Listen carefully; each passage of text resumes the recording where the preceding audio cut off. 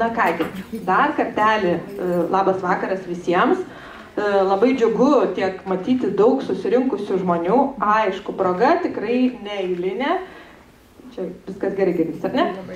Tai pirmiausia, noriu jūs visus pasveikinti šitą gražią progą, kad taip jau nutiko, jog du šaunūs autoriai mums leido šiandien čia susitikti. Nacionalinėje Martyno Mažvydo bibliotekoje šiandien mes pristatom tikrai ypatingą leidinį, didžiulę knygą, pavadinimu, beje jau pakankamai gerai žinomų pavadinimų Gabalėliai Lietuvos, Amerika. Na ir aš esu Giedrė Milerytė Japertienė iš Lietuvos nacionalinio muziejaus ir šiandien turiu garbę ir pareigą šitą mūsų pokalbį ir knygos pristatymą truputėlį pamoderuoti. Tai tikiuosi, kad, kaip sakant, man padėsit savo klausimais. Aš tikrai daug nekalbėsiu, duosiu galimybę pasisakyti autoriams ir svečiams. Ir be abejo, tikrai lauksim klausimų iš auditorijos ir esu tikra, kad tikrai bus ne vienas ir ne du. Na, o daug pristatinėti Aistės ir Augustino Žemaičių turbūt nereikia čia susirinkusiems asmenims, nes vis tik tai yra tikrai gerai žinomi asmenys, važinėjantis po pasaulį ir renkantis tikrai tą Lietuvą iš gabalėlių. Ir šiandien, vieną segmentą tos Lietuvos jūs turite galimybę laikyti savo rankose. Apie tai ir pakalbėsim. O šio vakaro svečias, man labai malonu pristatyti architektą Liutaurą Nekrošių iš Vilniaus Tech universiteto. Tai yra humanitarinių mokslų daktaras, docentas. Ir jis mums taip pat padės šitame pokalbyje, kaip sakant, labiau, tikiuosi, atskleisti, kokiagi iš tikrųjų yra vertė to viso kultūrinio paveldo, architektūrinio kultūrinio paveldo, kuris yra už Atlanto kažkur pakankamai toli. Tai gana man tos ilgos įžangos ir pradėkime pokalbį. Tai pirmiausia, noriu labai pasveikinti jūs su šituo nuostabiu leidiniu, kurį jau turėjau garbės perskaityti. Bet čia susirinkę turbūt ne visi turėjo tokią garbę ir tokią galimybę. Tai dar neturėjo, bet jau toj turės. Tai pirmiausia kreipiuosi į autorius klausdama, kaipgi gimė šita knyga. Istorija tikrai yra, aš įsivaizduoju, labai ilga, nuo pačių pradžių. Tai gal, Augustinai, Aiste, apie projekto pradžią, kada viskas prasidėjo, kaip jūs sugalvojot. Knygoje yra beje parašyta truputėlį apie tai, bet aš tikiu, kad jūs labiau tai išskleisit. Tai atiduodu laiką jums. Dėkui. Ar girdisi viskas gerai? Jau galit.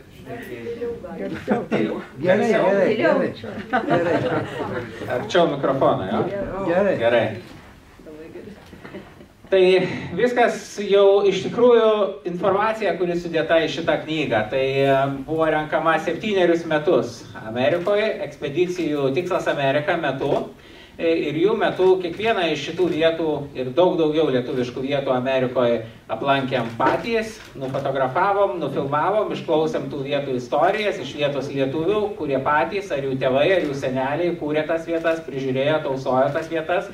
Ir ne kartą buvom priblokšti, kokios svarbios ir įspūdingos tos vietos ir kiek mažai apie jas yra žinoma, ypač Lietuvoje, bet taip pat net ir Amerikoje ne lietuvių arba Amerikoje lietuvių iš kitų miestų, kadangi buvo atskiros bendruomenės skirtingose miestuose. Ir tada apsiėmėm tokį dalyką, sudėti visą tą informaciją, surinkti tą informaciją į vieną vietą.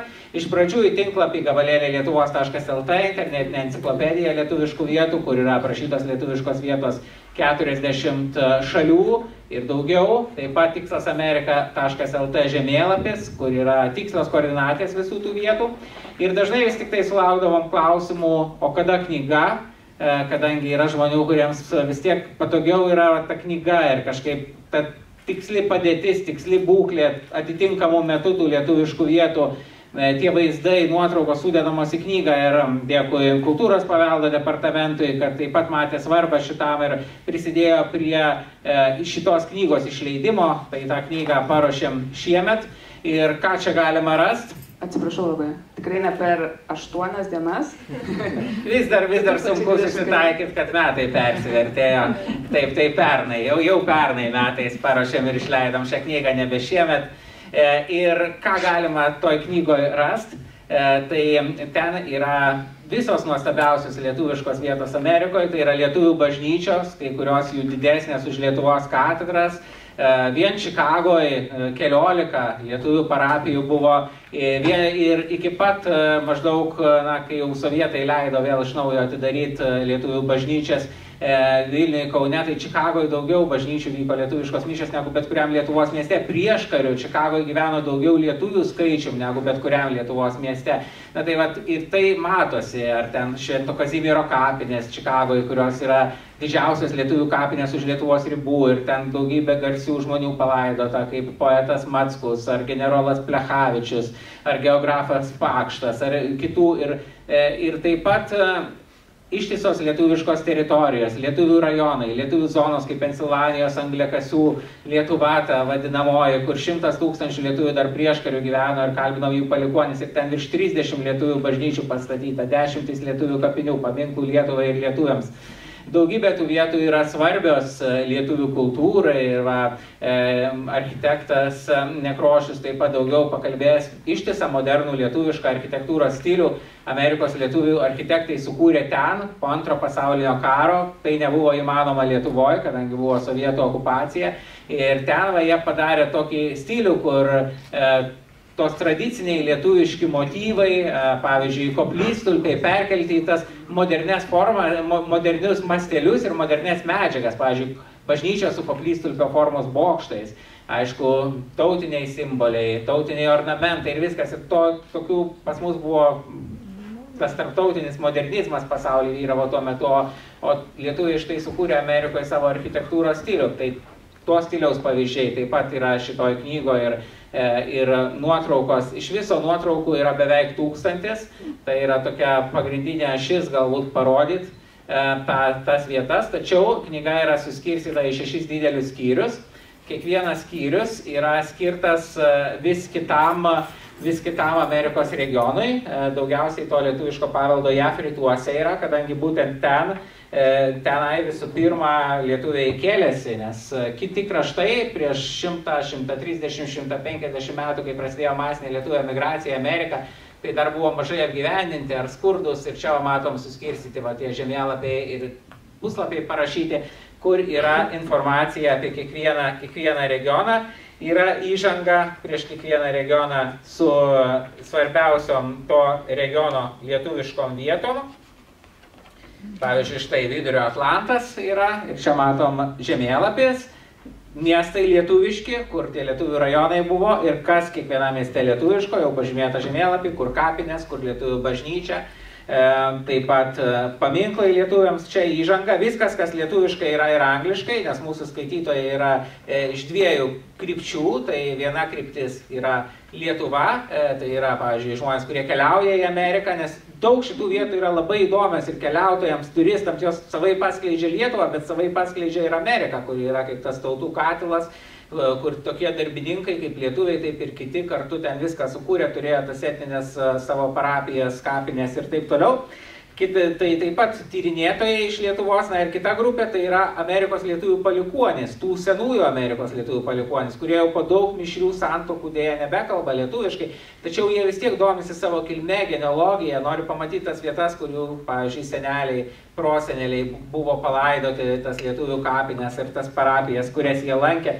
Tai štai įžanga apie ypatingas vietas būtent tam regione yra lietuviškas ir kuo jis skiriasi nuo kitų regionų, ir tada poskyriai apie kiekvieną lietuviškesnį miestą Amerikoje, pavyzdžiui, Filadelfija, ir čia lietuviškai ir angliškai, ir nuotraukos yra, tai čia pavyzdžiui yra Filadelfijos lietuvių namai, Lithuanian Music Hall, įkurti 1908 metais pastatyti, tai senesni už pačią Lietuvos Respubliką. Ir čia įdomu, kad daugybė tų vietų Amerikoje yra tikrai labai senos ir net Lietuvoje kartais tokios senumo vietos nėra autentiškai išlikusios, nes, pavyzdžiui, sovietmetis buvo karai, griaunami interjerai, o tenai viskas gali būti išlikę nuo, pavyzdžiui, 1908 metų, nuo tarpukario, ir nuotraukos kitų objektų. Tai matom, viskas yra pagrįsta Lietuvos vėliavos spalvom, geltona, raudona, žalia, tai tas pats objektas yra ant tokios pačios spalvos fono. Tai čia galima ir sinagoga Vilniaus yra, jau Litvakų palikuonių įkurta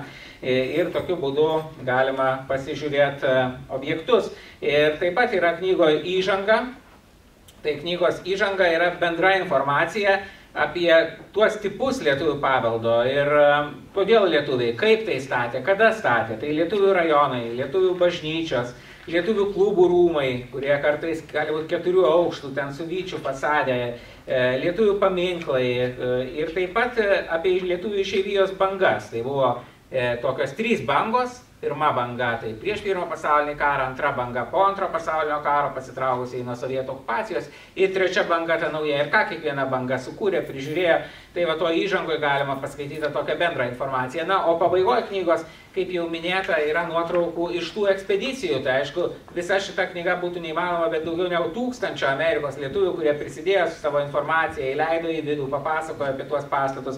Mes taip pat tada jau dalinomės informaciją paskaitų metu, pasakojom apie visą tą paveldą Amerikoje ir ką matėm, rodėm tas nuotraukas, dalinomės tą informaciją ir va, visi tie užkulisiai, kaip surinktos tos koordinatės, informacija. Viskas yra paskutiniai daly, pabaigoje, maršrutai, ekspedicijų ir kita. Na, bet pagrindinė dalis, kaip sakau, apie kiekvieną vietą, nuo Čikagos rajonų iki Pensilvanijos, Angliakasių miestelių, iki Pittsburgo, Filadelfijos, Los Andželo, netgi Aliaskoje yra lietuviškų vietų. Tai tiek apie knygą. Tai iš tikrųjų, tai aš klausaus ir galvoju, ar dar čia bus ką pasakyti, nes Augustinas jau taip tikrai tempą uždavė mūsų šitam pokalbiui, bet man liko klausimas toksai, kai mes susitikom pirmą kartą gyvai, toj pačioj salėje čia, nebepamenu prieš kiek metų, tai buvo 2017. Va, kaip gerai, kad jūs viską dokumentuojate. Tai 2017 metais mes susitikom ir jūs tada aš pirmą kartą klausiausi, kaip jūs pasakot apie savo ekspedicijas ir važinėjimą, žodžiu, po Jungtines Amerikos valstijas, ką jūs ten matėt, radot ir taip toliau.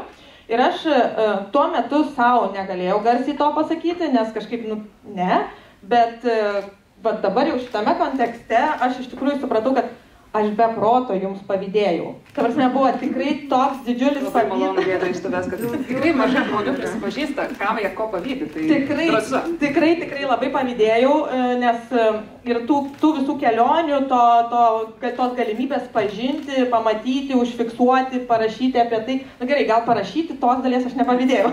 Pavydėjau tos kitos dalies, kur to pažinimo ir pamatymo iš tikrųjų. Tai man visada kilo kirbdėjo širdį klausimas, kodėl jūs? Vat kaip jūs nusprendėt, kad būsit tie, kurie tokio darbo imsis, tų ekspedicijų organizavimo ir taip toliau. Ir kitas klausimas, irgi kurio turbūt nedrasiai kas gali paklausti, už ką? Kokiom lėšom jūs tas savo keliones finansavot? Čia yra tokie, suprantat, klausimai, kur nepadoru galbūt kalbėti apie pinigus. Supratau, pradėjom apie pavydą, paskui kiek tu uždėsi. Taip.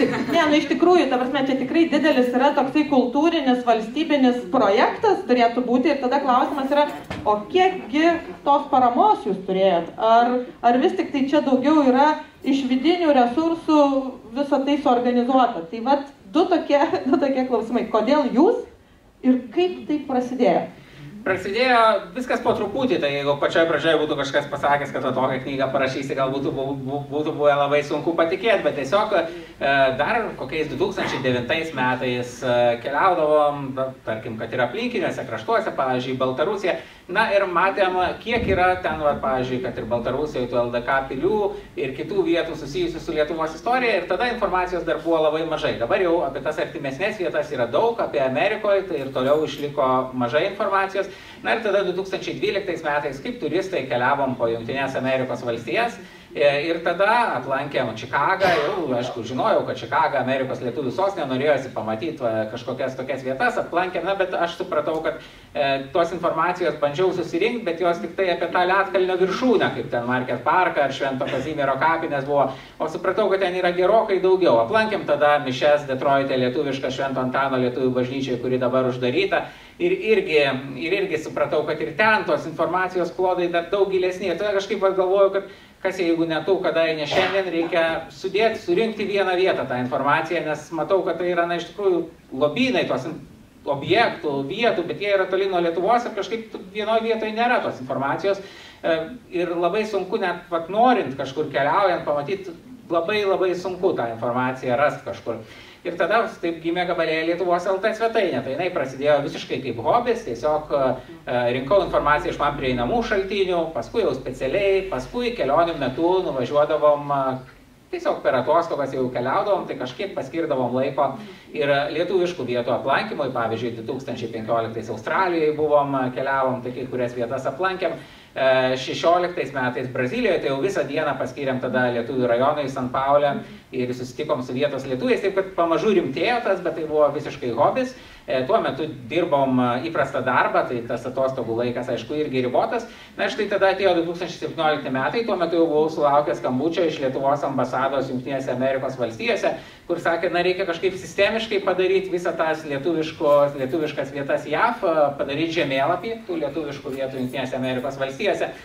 Na ir aišku, tų vietų begalė. Tai dabar tam žemėlapį yra virš 800 vietų pažymėta po tų jau 7 metų ekspedicijų. Tai čia aišku jau kelionės metu kažką nufotografuoti čia jau visiškai be šansų, tai tada reikėjo jau atskiros ekspedicijos, na ir čia aišku jau atsirėmė kažkokį finansavimo klausimą, tai ta pirma ekspedicija kaip tai buvo Lietuvos 100-metis ir buvo galimybė rašyti projektus dėl pagal tą Lietuvos 100-mečio programą. Tai ir ten mes gavom pirmą finansavimą, tada iš vyriausybės kanceliarijos, darėm viską patys kaip savanoriai, be jokios algos, bet kad kompensuotų išlaidas tada už tokius dalykus kaip transportas ir panašiai.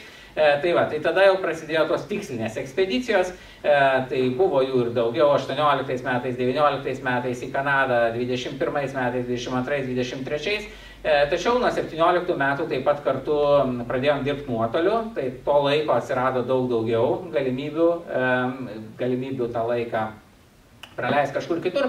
Tai be tų ekspedicijų būna taip pat ir visiškai, kad kažkur tiesiog dirbam nuotoliu iš kažkokios vietos ir tuo metu tyrinėjom lietuvišką paveldą. Taip daugiausiai buvo Lotynų Amerikoje, Argentinoje, Urugvajoje, Brazilijoje. Na, ten ir pigiau iš tikrųjų yra gyventi, tai tada jau pilnai finansuojam viską savo lėšom, kiek jų turim.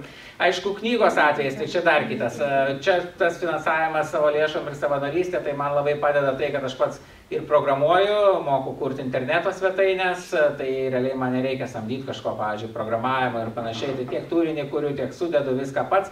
Tai pakanka to savanoriško darbo. Dabar su knyga, aišku, spausdinimas jau kainuoja brangiai, visi maketavimas ir kiti dalykai. Tai čia dėkui, kad buvo kaip tik Kultūros paveldo departamento konkursas dėl knygos leidybos, mes ten sudalyvavom ir didelę dalį iš tikrųjų spausdinimo ir kitų išlaidų padengė, tai labai dėkui Kultūros paveldo departamentui. Dabar atsakant į klausimą, kodėl mes, kas mes čia tokie, kodėl mes ir ar mums verta pavydėti, ar ne? Na, iš tikrųjų labai drąsu, kad tu tai pasakei, bet tikrai ne pirmas kartas, kai žmonės sako, wow, nu jūs keliaujat, kaip faina, koks tobulas gyvenimas turbūt, ne?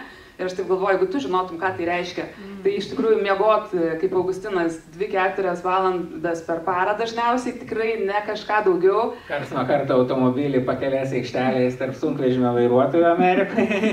Ir aš kalbu ne tik Jungtinėse valstijose, kad tu mažai miegi, ta prasme Lietuvoje tai irgi to miego amžinas stygius, niekada neturėt laiko, kada pavalgyti ir panašiai. Na, iš tikrųjų tiesiog esam tokie žmonės, kur turim labai daug idėjų ir niekada neturim pakankamai laiko, velnioniškai trūksta tos 25 valandos paroj. Tai ar verta pavydėti? Kiekvienas dalykas turi savo kainą matyti gyvenime. Tai, o iš ties esam 13 metų susituokę, tai esam labai skirtingi, bet turim skirtingų savybių. Ir tokiems projektams aš manau labai svarbu, kad kiekvienas žinotų, kur jos stipriosios savybės ir kad galėtų kaip tandemas dirbti. Tai mes iš tikrųjų jau daug metų žinom, tiesiog nebesikalbam. Tiesiog kiekvienas žino, ką jis daro. Jis atsakingas už savo funkciją, savo sritis ir kad kiekvienas ekspedicijos elementas ar kiekvienas projektas, ar tai būtų knyga ar dar kas, na čia iš tikrųjų tik vienas mūsų projektų. Augustinas šiaip jau turi 19 tinklapių suprogramavęs ir jie yra labai labai skirtingi. Tai kad visi projektai jungtųsi ir važiuotų, tai iš tikrųjų manau irgi reikalinga, kad būtų žmonės ne vienodi, bet viens kitą papildantis. Tai čia atsakant, kodėl mes, galbūt tai yra atsakymas iš klausimą. Supratau, dėkui. Iš tikrųjų, mes jau 3 kalbamės ir dabar gal atėjo laikas ir Liutaurą pakalbinti, turbūt turite savo mikrofoną. Iš tikrųjų, čia Augustinas tikrai paminėjo daug vietų ir kai kurių pastatų pavadinimų, kai kuriuose vietose ir jūs pats, kaip suprantu, taip pat esat jau nemažai pasivažinėjęs po tas vietas ir irgi daug ką matęs. Tai gal tiesiog auditorijai pamėgintumėt mums leisti suprasti, o kokiagi svarba, kokiagi reikšmė, kuo tie pastatai yra ypatingi architektūriškai žiūrint. Ir čia buvo kalbėta apie specifinį stilių ir taip toliau. Tai tiesiog mūsų daug su visokiom įvairiom žiniom. Gal jūs mums padėtumėt įvestavimas į kontekstą truputėlį? Tai ačiū, kad kviečiat. Aš jaučiuosi kaip nebuvęs tokiam kontekste ir tokioj draugijoje, nes tikrai jūsų kelionių patirtis ir intensyvumas tai nepalyginamas su to, ką aš patyriau. Šiaip, kaip aš esu susijęs su ta tema, tai aš tyrinėjau mokyklų architektūrą ir viena iš tokių potemių yra Amerikos lietuvių mokyklų architektūra, kas yra tokia labai specifinė ir labai nišinė. Yra labai nedidelė grupė, bet aš manau, kad kultūriškai labai vertinga ir iki galo neįvertinta daugelio prasme. Tai mes šiaip, aišku, jau turim tų šiek tiek tyrimų skirtų lietuvių išeivijos kultūrai, tai ir menininkams Šiaurės Amerikoje, ir čia minėta Angliakasių Lietuva, vienas iš tokių ankstyvų ekspedicijų, kur tikrai man pačiam iš tiesų buvo atradimas, aš prieš pirmą kartą važiuodamas į Čikagą, bet skaičiau apie Pensilvaniją ir beje tada ir atradau tą mokyklų fenomeną, kai supratau, kad tai virš bažnyčios dar gali būti ir mokykla. Tai... Turim ir vieną dalyvį tos ekspedicijos čia salėje. Bradūnaitė Aglinskienė. Elena Bradūnaitė. Prieš 50 metų, 72 mes 6-7 važinėjom. Tai jau seniai. Bet buvo labai įdomu ir mums. Ir tuo metu net ir mūsų išeivijos bendruomenė dar labai mažai. Buvo susitikę su tais pirmais atėjūnais. Trumpai. Buvo atvažiavę, aišku, pirmi tie prieš pirmą pasaulinį karą, o pabėgėliai po antro pasaulinio karo turėjo turėti afidevitus, pasirašymas, kas juos priims. Tai būtent ta pirmoji karta priėmė tą antrąją bangą. Tai labai gražiai ir mes, mūsų ta banga, dipukų karta, kaip sakant, galėjom gerai įsitvirtinti, nes jau buvo pastatytos ir bažnyčios, ir mokyklos, ir salės, ir saliūnai kartu, taip kad visa struktūra jau buvo paruošta mūsų pokario. Trečiai bangai dabar jau kitaip, jau kai kurie randa vietą, jau kai kur bažnyčios nugriautos, jau nėra tų ir struktūrų tokių pačių. Demografija daug kur keitė, bet labai buvo įdomu 72-3 mes važinėjom Kezys ir Butėnas žurnalistas. Ir mes pirmieji aplankėm visas tas vietas, mus finansavo prelatas karalius, kur buvo Šenedoriaus parapijos, tada klebonas, ir jis padengė mums tą kelionę pirmą. Tai va, reikėjo tų pinigėlių bet kam, kad atliktas kelionės.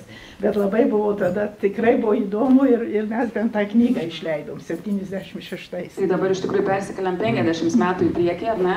Jo, tai va žiūrau, kas likę. Ir dabar galite pamatyti, kaip atrodo, kas likę, kas nelikę.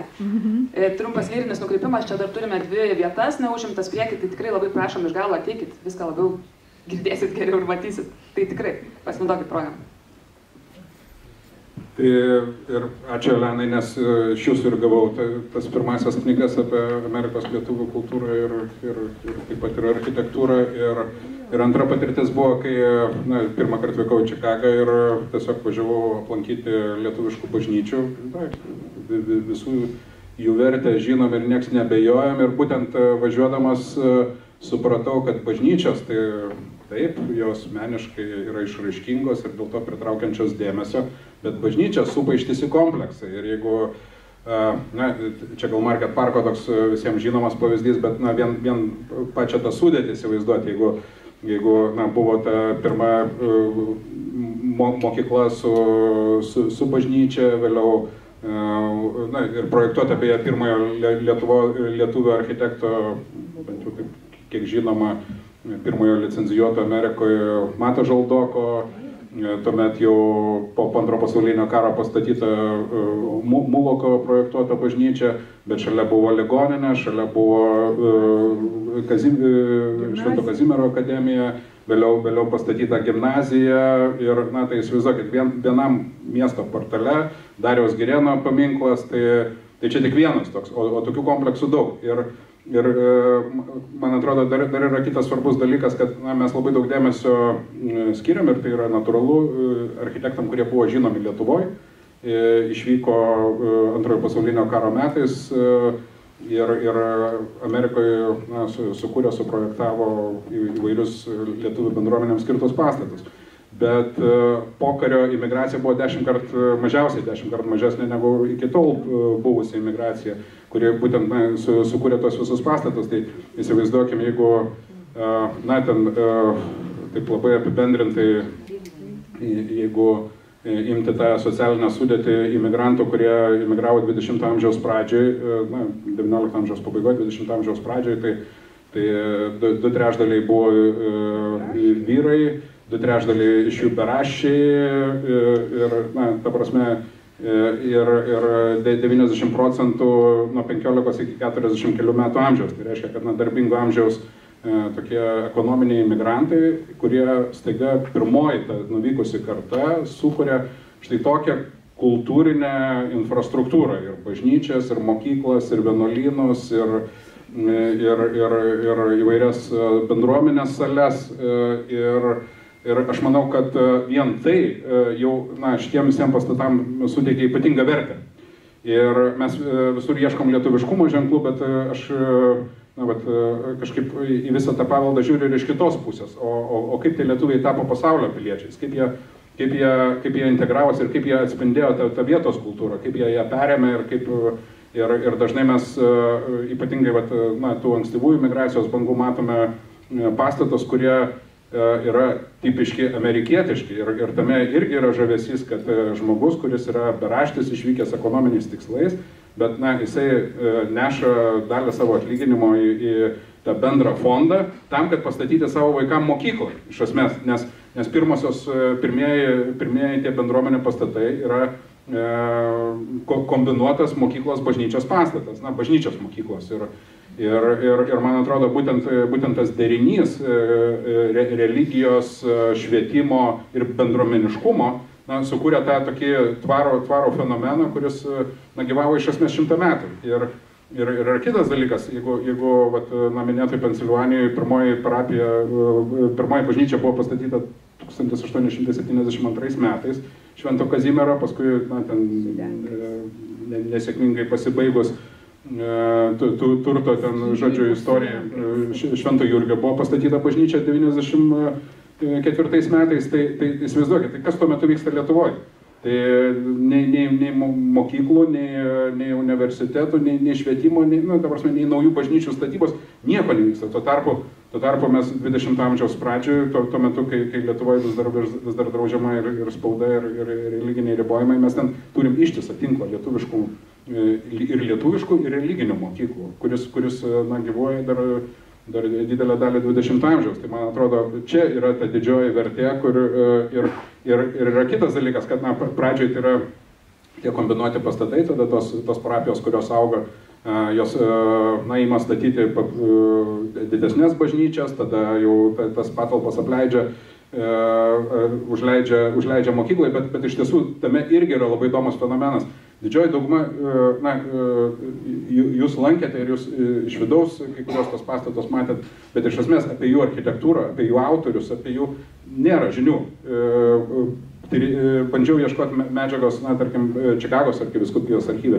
Yra visiškai fragmentiški duomenys. Nors atrodytų, kiekvienas pastatas, kiekvienas projektas turėjo būti derinamas su vyskupija ir jisai buvo derinamas. Ir yra tokių atsitiktinių susirašinėjimų išlikę, bet nėra išlikę jokių duomenų. Bet įdomumas yra, viena iš tikrųjų pagrindinis šaltinis buvo parapijų jubiliejiniai leidiniai. Ir ten tokie, kaip ataskaitiniai, kur aprašo, kaip jie vystė tą turtą. Ir iš tiesų mes šiandien matom esamą situaciją ir tai yra neįkainojama, kad mes turim pilną tą paveikslą. Ir kiekviena ta istorija, mes tai galim spėti, kokio yra gilio, kiek metų, kaip buvo vystomi tie pastatai. Ir kai mes matom kažkokį kompleksą, kuris stovi ten 2 aukštų mokykla, ten bažnyčia su bokštu, tai iš tiesų dažnai tai būdavo 50 metų istorija, kur kur pastatomas pirmas aukštas, ten įsikūrė bažnyčia ir mokykla, tada pastatomas antras aukštas, tada pastatoma bažnyčia, tada jau pajuda bažnyčia, tada po antro pasaulinio karo atsiranda savaitgalinės, lituanistinės mokyklos, tai yra visai naujas tipas, kuris vėlgi buvo apie 70 mokyklų vien valstijose, dar plus Kanadoje, tai jos dažnai naudodavo tų parapijinių mokyklų, bet kai kur atsirado priestatai. Ir iš tiesų visą laiką susidurėme su ploto stygiumi, su mokytojų stygiumi. Ir vien tai, kad mums šiandien Lietuvoje žinomas kazimierietės, kurios įsikūrusios Pažaislyje, tai Pažaislyje jos atsirado po to, kai jos buvo įkurtos specialiai lietuvių ugdymui Pensilvanijoje, vėliau persikraustė į Čikagą ir tik tada Kaune atsirado. Ir tai yra ordinas, kurio vienintelis ir pagrindinis tikslas buvo švietimas. Tai galime įsivaizduoti, mes šiais metais švenčiam 120 metų nuo pirmojo lietuviško darželio įsteigimo, ten kitais metais jau lietuviškos mokyklos, gal bus jubiliejus, o tuo metu Amerikoje vyksta štai tokie dalykai. Ir sakau, kad pastatai yra tipiniai, bet iš tiesų tie pastatai, galbūt pastatymui tas projektas naudotas tipinis ir labai būdingas ir mes galim labai panašius atrasti ir slovakų, ir airių pastatus, ir kitų tautybių. Tačiau interjerai jie buvo labai dažnai unikalūs, lietuvių menininkų kurti vitražai, drožti altoriai ir panašiai. Tai irgi suteikia šitiem pastatam dar vieną tą papildomą sluoksnį. Tai aš manau, kad tai yra iš tikrųjų tai, ką mes šiandien diskutuojam, tai atrodytų, ta prasme, iš tiesų tai yra nuveiktas milžiniškas darbas, bet mes pagaliau esam tokiam nulio fazėje, kada mes matom daugiau mažiau tą pilną paveikslą ir dabar jau galim diskutuoti, tai kur toliau, ką mes toliau turim tyrinėti, nes iš tiesų Jungtinėse valstijose ypatingai, ta prasme, darbo įvairių sričių tyrėjams, kultūros, architektūros, meno tyrėjams yra begalis. Ir yra ištisi archyvai, kurie tikrai ir laukia ir labai geranoriškai priima ir labai daug yra nežinomų dalykų apie tai. Ačiū labai. Aš dabar dar norėčiau į Aistę kreiptis ir man knieti iš tikrųjų sužinoti apie tą virtuvę. Tu užsiminei, kad jūs labai čia be žodžių pasiskirstę esat pareigomis, kas ką daro. Tai iš tiesų truputėlį praskleisk, kaipgi prieinam prie to, kad turim tokį rezultatą, kuris paskui yra architektams ir padeda savo tyrimus daryti. Tai kaipgi tas atrodo darbo procesas ir pats pasiruošimas, man atrodo, yra labai svarbus. Pasiruošimo procesas. Gerai, kad buvo Elenutės kažkada išleista knyga, ar ne? Kokiom dar knygom? Kaip jūs pradedat kiekvieną tą ekspediciją? Čia didžiulis darbas. Tai iš tikrųjų mes esame toje vietoje, kur praktiškai gimsta kiekvienos ekspedicijos pradžia. Tai pradedam nuo Martyno Mažvydo klodų, ką turi, kokias knygas turi ta tematika ir visų pirma ateinam čia. Tai mūsų ekspedicijos dažniausiai, beje, kurių medžiagą matot, čia visos kadruotės yra nuo 2017 iki 2023 metų. Tai yra ekspedicijų metu Tikslas Amerika filmuota medžiaga, tai visų šių ekspedicijų šaknis yra būtent čia, šiame pastate. Knygas, galėtume įvardinti ne tiek ir daug, iš tikrųjų, tokių kertinių, ar ne? Tai aš sakyčiau, kad aišku yra iš skirtingų aspektų priėjusios jo, kaip ar Pensilvanijoje, pavyzdžiui, apie tą regioną. Kunigo Valkavičiaus yra apie religinį gyvenimą Amerikoje 3 tomų knyga, tai ten labiau iš tos pusės, kur koks kunigas paskirtas, kokie buvo santykiai parapijoje tarpusavio. Tačiau tarp eilučių ten būna paminėta ir kad tada kapinės įkūrė parapiją. Ir tada už tokių dalykų iš įvairiausių knygų užsikabinu, kad jau paminėtos kapinės, gali būti daugiau tik vienas žodis, bet reiškia buvo lietuvių kapinės kažkokios, tai kur jos ar išliko. Tai čia viena kryptis knygos, kita yra suskaitmeninta jau dabar išeivijos spauda, yra internete.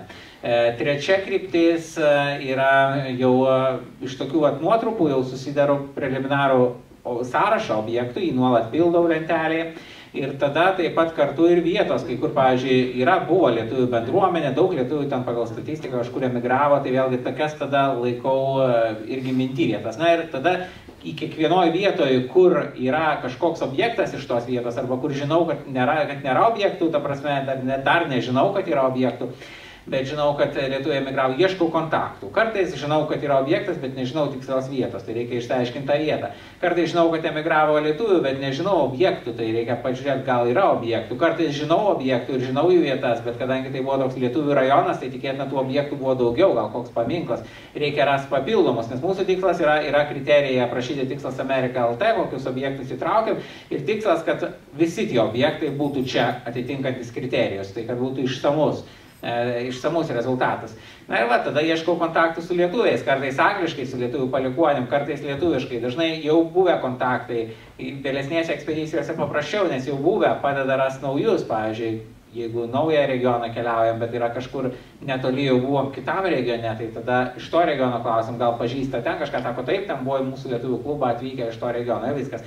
Užsikabinam, rašom tokiam žmogui, tada tariamės dėl susitikimų, susitinkam gyvai, jau vietoje, apvažiuojam, išklausom. Dažnai būna, kad žmonės pasako kažką, arba sako, kad nežino paštu, daugiau vietų, arba, pavyzdžiui, pasako, bet nemoka pasakyti, arba nežino, ten kur iki tiksliai Circle yra. Nuvažiuosit, tada pasukit į dešinę ir ten Walmartas ir maždaug ten bus. Arba tiesiog, tai čia dar gerai, bet būna kartais tiesiog, miške prie miesto kažkur ir viskas, nieko tiksliau. Bet nuvykus į vietą, tai dažnai jau parodo tada tie žmonės, parodyti paprasčiau, nes jie ten visada gyveno, jie koordinatės, žemėlapiai čia jau iš kitur, bet jie ten visada buvo. Arba iš vis vaikštom ir pamatom kažkokį lietuvišką paminklą tuose buvusiuose rajonuose, apie kurį jau niekas nepasakė. Kai kurios vietas išvilkom į dienos šviesą, pavyzdžiui, Ledforde, Ilinojuje, tokios apleistos lietuvių kapinės. Apie jas nebuvo jokios informacijos, vietos lietuviai, kai jau tik tai ten nuvažiavom. Vienas vyresnio amžiaus lietuvis pasakė, kad va, tokios dar yra be šitų kapinių, kur jūs žinot West Frankfurte, kurias mes atvažiavom ten lankyti, dar yra už keliolikos kilometrų Ledforde kitos lietuvių kapinės. Bet jos visiškai apleistos, sako, neverta ten važiuoti. Bet mums visada verta, mes turim įsitikinti, kas ten yra. Ir mes nuvažiavom ir radom, kad ten miške tiesiog lietuvių kapai išvartyti prieš daugiau negu 100 metų. Ir paskleidėm tą informaciją viešai, kad taip yra, ir atsirado tokia Viliaus Žalpio ekspedicija Šaknys, kur su JAF lietuvių jaunimu važiavo, sutvarkė tas kapines panašiai kaip misija Sibiras. Ir kai ten grįžom 2021-aisiais, po jau ten 3 metų, tai radomės visiškai sutvarkytas. Ir labai dažnai išklausom tokių įdomių istorijų, va čia ponas architektas Nekrošius minėjo, kad tos tarp eilučių paminėjau, kad yra tos tendencijos ir iš Lietuvos atvykus įdomu labai, kad ten vis tiek į kitokią aplinką jie papuolė, kad prieš tos 100 metų ir lietuviai ir daugiau. Ir vystėsi viskas kitaip. Jeigu pas mus, pavyzdžiui, bažnyčia, tai yra kulto statinys, dažnai pastatyta lėšom, pavyzdžiui, kokio turtingo, kilmingo žmogaus su paaukotom lėšom. O ten reikėjo lietuviams viską patiems, sunešti pinigus, tiems iš tų savo darbų, skerdyklose ir kitur. O viena įspūdingiausių bažnyčių Švento Kryžiaus Čikago iš skerdyklų darbininkų lėšų. Ir aišku, jie kartu, kadangi sekmadienis būdavo viena laisva diena, tai norėjo visos veiklos vienoje vietoje, tos lietuvių parapijos, jos tavo bendrais tada veiklos centrais, ten va ir mokyklos, nes kartu ir mokė parapijos mokyklose vaikus, bet tada taip irgi išliko lietuvybė, nes nors tai mokyklos buvo, jos nebuvo kaip tik šeštadieninės kaip dabar, tai buvo mokyklos, kur nuo pirmadienio iki penktadienio galėdavo mokyti vaikus visą savaitę, lietuvės vienuolės, tada vėlgi ta lietuvių vienuolynų sistema, kuri ne tik tai kazimierietės, daugiau tų sistemų buvo, kur vienuolės mokė vaikus. Kodėl? Todėl, kad mokslo valstybinėje JAF nebuvo. Tėvai nebūtų išgalėję tiesiog leisti į privačias kažkokias mokyklas. Tai atsirado visa tokia labdaringa sistema, kur dalis lietuvių mergaičių eidavo į vienuolynus, tapdavo vienuolėm, mokydavo savanoriškai vaikus. Už tai gaudavo, aišku, pastatydavo joms paskui vienuolynus, galbūt, kur jos galėtų gyventi, ir tie vienuolynai irgi vienas įspūdingiausių tokių vietų. Bet iš pradžių tai ten, kai paskaitai istorijas, tai ir lauke prie tos mokyklos nakvodavo. Na tai va tokia sistema. Paskui kitas momentas, kurio čia neturėjom, kovos tada su, tarkim, vyskupijom, nes pastatydavo savo lėšom, savo rankom tas bažnyčias, bet vyskupijos turtas priklausydavo vyskupijoms. Iki šiol turim tą problemą, kad vyskupas nusprendžia, pavyzdžiui, sujungti parapijas lietuvių, lenkų, slovakų. Sako, anūkai, proanūkai, visi moka angliškai, kartu ir eikit į mišias, o, pavyzdžiui, lietuvių bažnyčia nugriauna. Bet lietuviams tai yra didžiulis praradimas, nes tai ir lietuviška architektūra, tai visa lietuviška veikla tautinė ten vyko. Ir dažnai, kai taip atsitinka, tai ir lietuvių bendruomenės nelieka. Bet lietuviai irgi dėl to prasidėjo dar kitas procesas toksai, kad dalis lietuvių atsiskyrė net nuo Vatikano, įkūrė lietuvių tautinę katalikų bažnyčią. Iki šiol Pensilvanijoje, Skrantone veikia, mes buvom mišiose tos tautinės lietuvių katalikų bažnyčios, kuri yra atsiskyrus nuo Romos katalikų bažnyčios prieš ten jau dabar praktiškai 100 metį.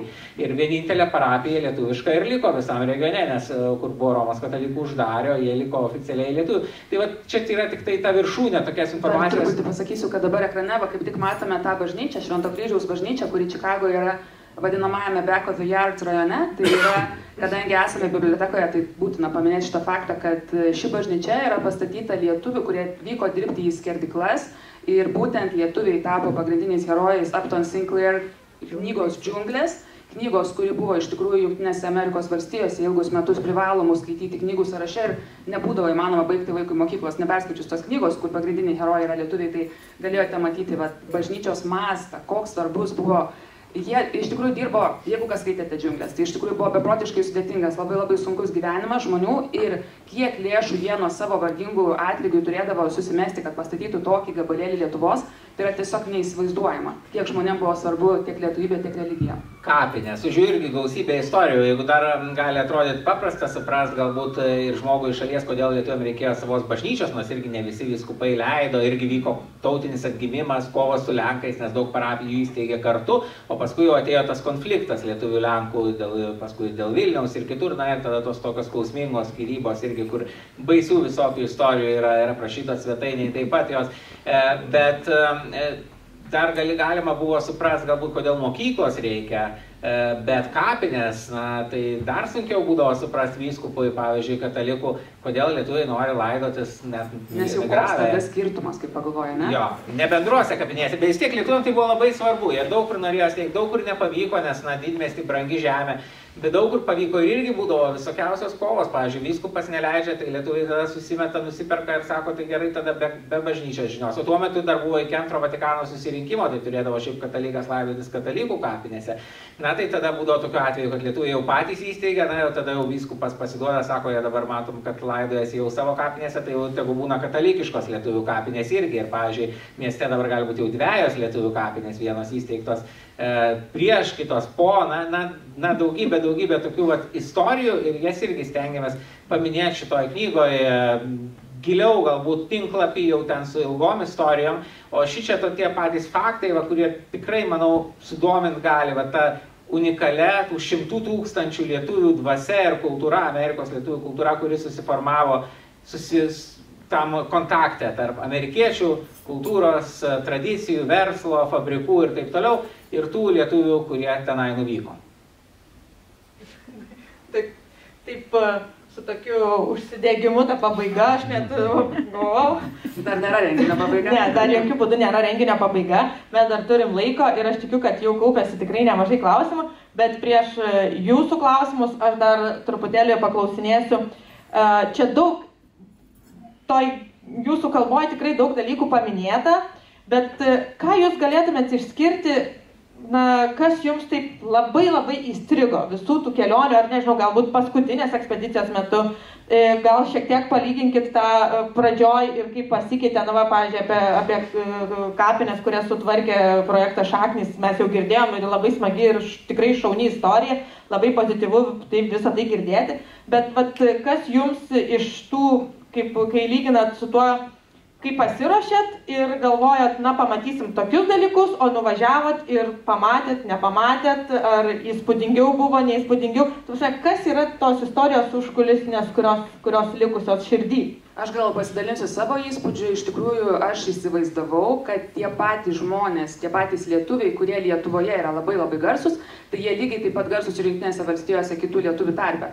Tai iš tikrųjų, pavyzdžiui, pavyzdys pirmosios ekspedicijos, kaip mes New York'e ieškojome rašytojo Antano Škėmos kapo, Lietuvoje tai be abejo aukštojo mokslo tu neragausi, jeigu mokyklos nepabaigsi, o mokykloje tu būtinai perskaitysi Baltąją drobulę, tai galvojom Škėmą.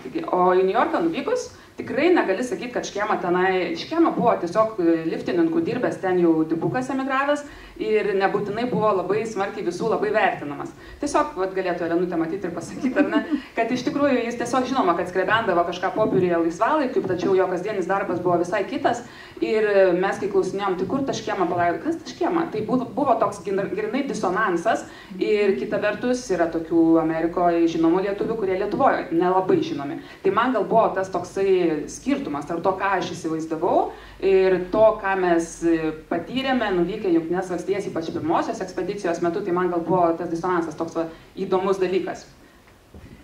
Tai aš pasakysiu gal tokį dalyką, kad dažnai iš Lietuvos atrodo, kad yra tokia pasaulio lietuvių bendruomenė, sakykime, ir tos oficialios lietuvių bendruomenės, ir taip lietuviai susiorganizuoja ir viskas, bet ypač Amerikoje, tai supranti, kiek platesnė yra ta lietuvybė, kadangi pasaulio lietuvių bendruomenė įkurta po Antro pasaulinio karo, tai atitinkamas, kad to dabar kalbam apie tuos senuosius emigrantus, jų palikuonis, tai ten yra ištisi lietuvių klubai, lietuvių organizacijos su savo pastatais, lietuvių parapijos ir išlikusios iki šiol, pavyzdžiui, veikia ir tuose miestuose gali nebūti jokių ten lietuvių bendruomenės skyrių ir tie kontaktai, sakykime, užmesgim, reikėjo daug plačiau tos kontaktus užmegzti ir anglų kalba ir taip kartais tų ryšių tarp net tų organizacijų nelabai yra. Ir to ryšio tarp jų ir Lietuvos nelabai yra. Čia, manau, yra tikrai didelis resursas, nes jį tikrai verta užmegzti, nes labai dažnai tie žmonės domisi Lietuvą, nepaisant to, kad jų ten proseneliai atvykę. Ir kai mes pirmi galbūt žmonės iš Lietuvos į kokią tokią organizaciją atvykstam po kokių ten 5 ar 10 metų ar pertraukos, tai jiems labai įdomu išgirsti ir kas Lietuvoje dabar vyksta ir kokia čia geopolitinė situacija ir taip toliau. Tuos niuansus klausinėjau šalia to paveldo, nes to ryšio nėra, o ten to ryšio yra potencialas didžiulis, nes jie, aišku, ir balsuoja rinkimuose, jie yra potencialūs investuotojai, potencialūs turistai. Jeigu čia mūsų toks kaip hobis, labiau savanoriška veikla, tai vienas iš darbų yra padėti užsienio lietuviams atrasti Lietuvą. Tai pavyzdžiui, dažnai reikia informacijos archyvose Lietuvos jiems apie savo protėvius. Jie atkeliauja, čia nori keliauti keliais, tai aplankyti Lietuvoje, pavyzdžiui, tą bažnyčią, kur žino, kad krikštytas jų prosenelis ir panašiai. Ir tas susidomėjimas yra didžiulis, tai yra didžiulis Lietuvos turizmo rinkos potencialas. Gal neturim Koliziejaus ar Eifelio bokšto, bet turim dabar gal milijoną žmonių JAV, kurie turi kažkokią kraujo tą kilmę iš Lietuvos. Tai tas suprast tos mastelius, tos senosios emigracijos ir kad tai yra anapus visų tų dabar mums žinomų bendruomenių ir problemų ribų. Ir pavyzdys, pavyzdžiui, vienas tokių, aišku, kaip minėjo ponia Bradūnaitė, buvo momentas tas kraustymasis, tautų rasių kraustymasis į priemiesčius, daug lietuvių išsikėlė, paliko tuos senus rajonus, dėl ko ten užsidarė tos institucijos, bet turim, paaiškoju, Grand Rapids, Michigan, gražų pavyzdį, tai yra išlikęs lietuvių rajonas, kaip senais laikais, 3 organizacijos lietuvių, kiekviena turi po savo pastatą, tai yra Vytauto kareivio draugija tautininkų, nes kiekviena atspindi skirtingą politinę srovę, kaip tais laikais pirmosios bangos buvo, tai Vytauto kareivio draugija tautininkų, Švento Jurgio draugija katalikų, kaip krikdemų paskui buvo, ir tuo tarpu lietuvių sūnus ir dukterys, tai kairiųjų kraštutinių ir ten būdavo, kad kunigas sako, ne, aš jau gal šitą neįsiu organizaciją, iki šiol išlikę, aišku, dabar palikuonys jau angliškai kalba, bet aišku, tautinė ta organizacija, tai labiausiai išlaikys lietuvybę, tai ten jie anksčiau ir būdavo save kaip ir Lietuvos kariais laikė, ten pirmojo pasaulinio karo metais marširuodavo gatvėms su uniformom savo ir ten ir vėliavos muziejus ir taip toliau. Turėjom ten paskaitą, jau anglų kalba, bet paskaitą apie lietuvių paveldą visoje Amerikoje, daug susidomėjusių žmonių iš tų palikuonių tikrai. Ir šitie 3 dalykai, veikianti lietuvių bažnyčia ir 2 kapinės. Tai vienos katalikų, o kitos, kaip tada kunigas dabar jau miręs, daug žmonių, kur pasakojo mums tada dabar jau mirė, bet lietuvis kunigas tuo metu tos bažnyčios pasakojo, kad apie 10% žmonių, nors galbūt atvykę iš Lietuvos dar buvo katalikai, bet ten fabrikuose persisėmė tom kairiosiom idėjom, tapo ateistais ir jie įsteigė dar irgi savas kapinės. Ir tos 2 kapinės viena šalia kitos yra lietuvių katalikų ir lietuvių, kurie jau buvo netikintys. Ir tokiose vietose irgi supranti tuos mastelius ir kur ypač dar išlikę, tai iš tikrųjų įdomu prisiliesti ir tokių vietų irgi yra ir tai taip pat yra aprašyta šioje knygoje. Gerbiamas Liutaurai, dar truputėlį jūs pakankinsiu. Kadangi knygą jau jūs gavot šiek tiek anksčiau, turėjot galimybę prisidėti, net matau baltų lapelių, gal jūs mums patartumėt, tiem, kurie dar tik tai skaitys, vartys šitą leidinį, į ką būtinai reikia atkreipti dėmesį, kas čia šitoje knygoje yra to, kas architektūriškai yra labai labai svarbu. Puslapiais, ne? Kelintas puslapis. Ne, puslapiais gal ne, gal objektais labiau. Čia gal taip nėra labai paprasta parodyti, bet iš tiesų tai, man pačiam tai buvo tokia labai malonių tokių atradimų ta knyga, nes iš tiesų tinklapį žinau labai gerai ir pirmą kartą važiuodamas dar prieš jūsų tas didžiasias ekspedicijas 14 metais jau iš esmės visas koordinatės pastatų didžiąją dalim iš jūsų tinklapį rinkau. Tai ir kai žiūri tai knygoje kažkaip dar naujai pamatai, kaip pavyzdžiui Rimšos vargo mokykla, staiga Amerikoje tampa homeschooling ir tokia koplytelės formai tenais. Tai, arba istorija, kur žodžiu, pastatoma bažnyčios ir mokyklos pastatas ir sprendžiama ar bokštas ar mokykla ir nusprendžiama, kad reikia mokyklą įrengti. Tai, lėšų turima tik vienam, reikia pasirinkti vienam. Ir lieka, tai man atrodo, ta prasme, kad čia, taip, aš nežinau, aišku, visi knygas turim ir dabar čia galim, tai čia 20 puslapis, tai yra. Aš jau pajokavau iš tikrųjų. Bet iš tiesų tai daugybė tų istorijų turi savo gilį ir, pavyzdžiui, man tai, kad buvo ir Pittsburgho universitete ta lietuvių auditorija, iš tiesų taip, tai yra universiteto buvo tokia politika, kad įsteigti skirtingų tautų tas auditorijas, bet tai reprezentuoja tautą, kurie Amerikos mastu, taip, milijonas, bet ten dabar 240 milijonų, tai gerai, ten prieš 30 metų 80 milijonų mažiau buvo, bet vis tiek tai yra labai labai maža bendruomenė palyginus, bet pavyzdžiui, visi jau turbūt išmoko Muloko pavardę, tai yra tie pastatai, kurie ir Amerikos architektūroje jau turi savo vietą, yra Kulpavičius, kurio didysis palikimas yra Kanadoje, bet vienintelis jo pastatas projektuotas yra Detroito lietuvių bendruomenės centras ir tai irgi yra nauja tipologija, jeigu taip kalbant apie tą kultūrinę tokią religinę infrastruktūrą, tai yra būtent kai lietuviai išsikrausto į priemiesčius ir kai yra pradedami kurti tokie centrai daugiafunkciniai, kurie turi ir renginių salę, ir sporto salę, ir erdvės mokyklai, ir erdvės bendruomeniai, ir bažnyčiai. Ir šitie centrai, kai kurie vis dar veikia ir patys save išlaiko, yra bendruomenės, kurios tai man atrodo, šitie objektai yra, jie tokie labai daugiasluoksniai. Man Pensilvanijos apskritai tas reiškinys, aš kai angliakasių Lietuvą, kai skaičiau, aš negalėjau patikėti. Žemėlapį žymėjausi, Google Maps'ose žymėjausi tas gyvenvietės ir toks matosi, kur jeigu dar pėsčiojo atstumu gali nueiti iki bažnyčios sekmadienį, tai dar nestatom bažnyčios, bet jeigu jau 15 km, tada jau statom naują bažnyčią. Ir tą bažnyčią jau tada, kai pastatom, tai 2 bokštų ir tokia, bent per mažai. Neįtikėtini masteliai, kur, turint omeny, kokias ten galėjo būti.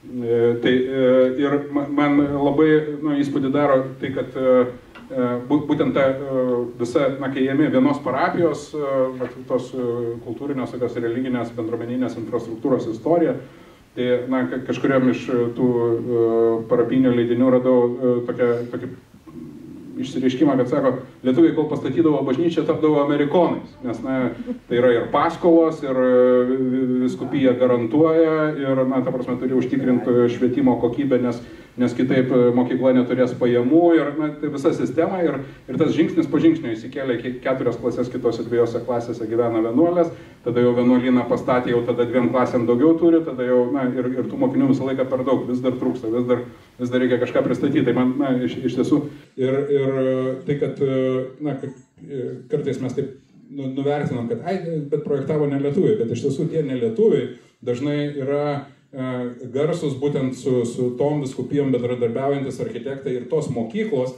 nežinau, gal, tarkim, Čikagos Market Parko Marija High School, tai jinai ir šiandien yra pakankamai, ta prasme, turint omeny, kad pastatui yra jau, kiek čia, 70 metų, jinai, puikus veikiantis pastatas ir toliau ten kitos mokyklos naudojasi to pastatu ir yra, mokyklų, kurios kurios tik tai dabar uždarytos, tai reiškia, kad 100-120 metų naudotos ugdymo reikmėm. Tai taip, nebe lietuvių bendruomenės, galbūt ispanakalbių bendruomenės, galbūt afroamerikiečių bendruomenė, bet tai, kad buvo pastatyti tokie pastatai, kurie 120 metų be ypatingų investicijų vis dar veikia, man atrodo, tai yra įspūdinga.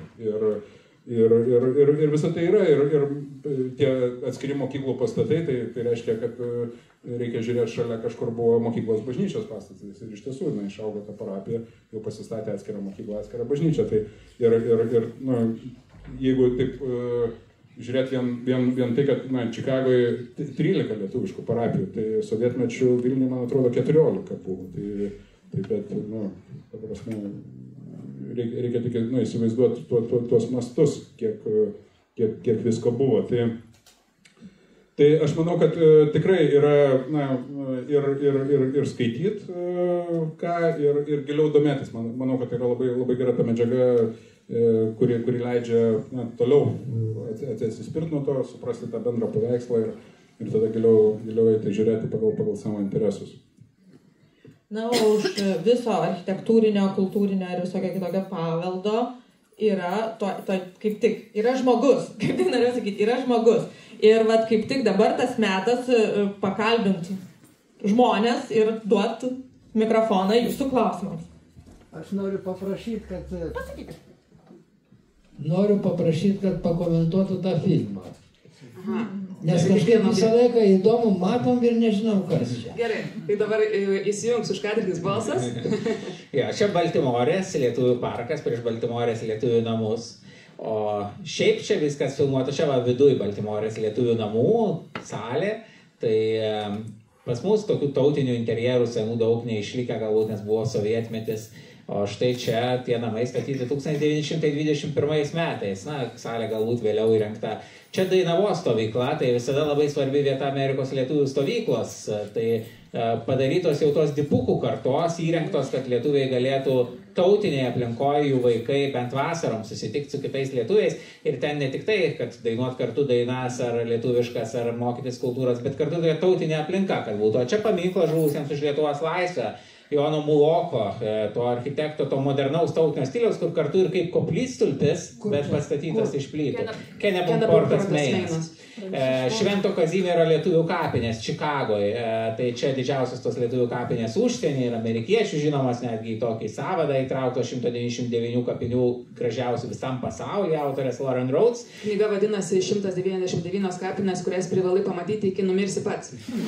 Čia jau Pensilvanija, vienas iš tų daugybės kapinių Pensilvanija ir kunigo Burbos kapas, tai jis laikomas dažnai pirmuoju tuo kunigu, kuris pirmąją Amerikos lietuvių parapiją įkūrė, atskėlė nuo Lenkų parapijos, tuo metu jau ten kilo konfliktai, tautiniai atgimimai ir panašiai. Na, o čia aprašinėja medžiagą, tiesiog per dieną surinktą ir ją aprašinėjam Pittsburgo lietuvių namuose, lietuvių užmuščio klube.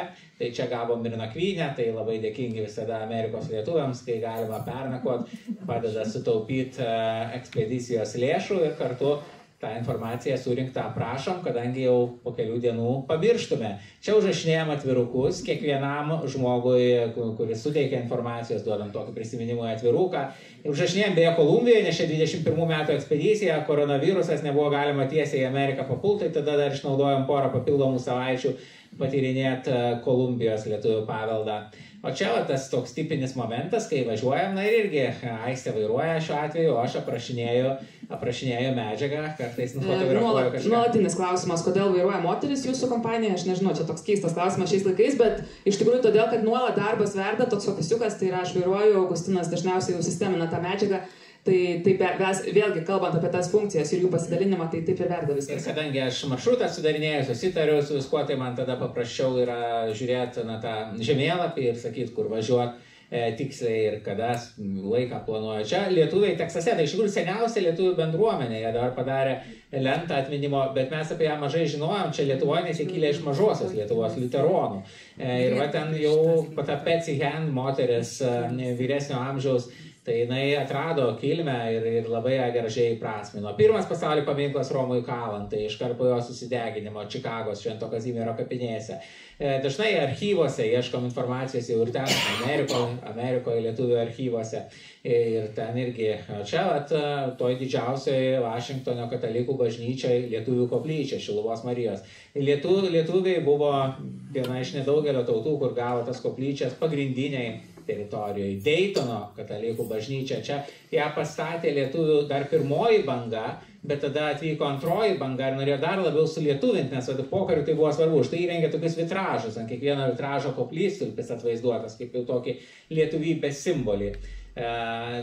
Ir daugiau ten interjero ir tie raštai tokie tautiniai. Dažnai būdavo, kad net jeigu, kaip sakė ponas Nekrošius, būdavo pastatyta paprasta bažnyčia pirmos bangos, tai antroji norėjo dar labiau sulietuvinti, bet kita vertus net ir pirmoji bangoje iš tikrųjų nemažai tų pastatų, net jeigu projektuoti užsieniečių architektų, lietuviai suformuodavo užduotis ir, pavyzdžiui, atsirasdavo bareljefai su vyčiu, lietuviški užrašai fasade, kur net, Lietuvoje nelabai, kad pastate būtų bareljefas su vyčiu, nes tai galbūt nelabai buvo aktualu, buvo uždrausta visų pirma sovietė, dar Rusijos imperijos laikais, ten galbūt kažkokie tautiniai simboliai ar kažkas, o ten štai jie galėjo ir tais laikais ir atsirado.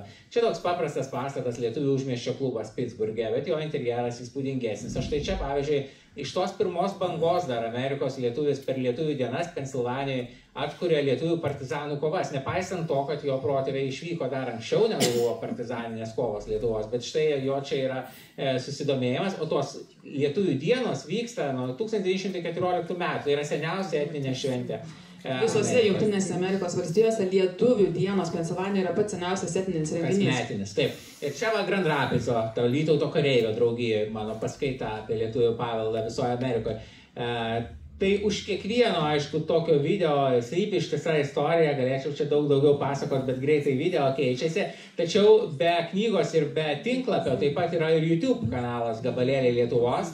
Tai ten kuriam ir skelbiam filmus apie skirtingų pasaulio šalių ir Amerikos miestų lietuvių paveldą. Jau yra ten paskelbta 10 tų filmų ir apie Filadelfiją, apie Anglijos regioną, apie Čikagą, apie pačias įvairiausias vietas.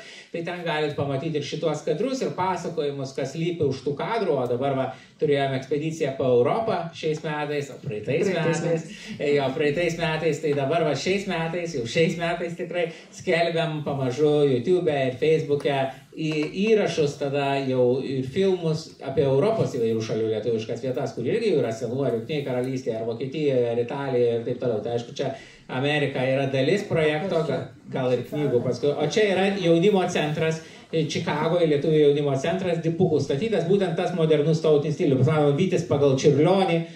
Čia, pavyzdžiui, yra ta, kur minėjo ponas Nekrošius, tautinė auditorija Pittsburgo universitete, 40-ųjų metų Lietuvos autorių ir labai panaši lietuviška auditorija Detroito universitete jau pokario, štai matom netgi ir operos baleto teatras atvaizduotas, tai jinai vėlesnė gerokai negu ana auditorija, bet taip pat įrengta architekto Muloko, taip pat tuo tautiniu stiliu. O čia tas Grand Rapidso kunigas, dabar jau amžiną atilsį, rodo senus įrašus krikštų, santokų, tos dar tebeveikiančios lietuvių bažnyčios Grand Rapidso knygoje.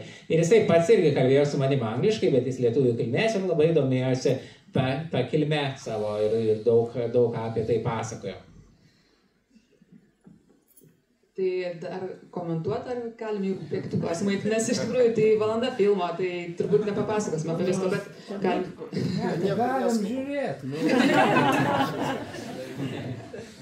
Aš manau, kad turbūt šitą irgi bus galima video pamatyti YouTube kanale, turbūt jis bus vienaip ar kitaip anksčiau ir vėliau gal įkeltas, ar padalinkit jie į kelias dalis.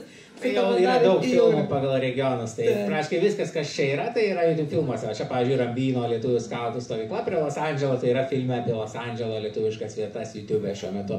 Ir kiekviena vieta, ta, kur prieš tai buvo Pensilvanijos, ten vienos iš lietuvių kapinių, tai vėlgi apie Pensilvanijos pietinį Anglijos regioną filme yra.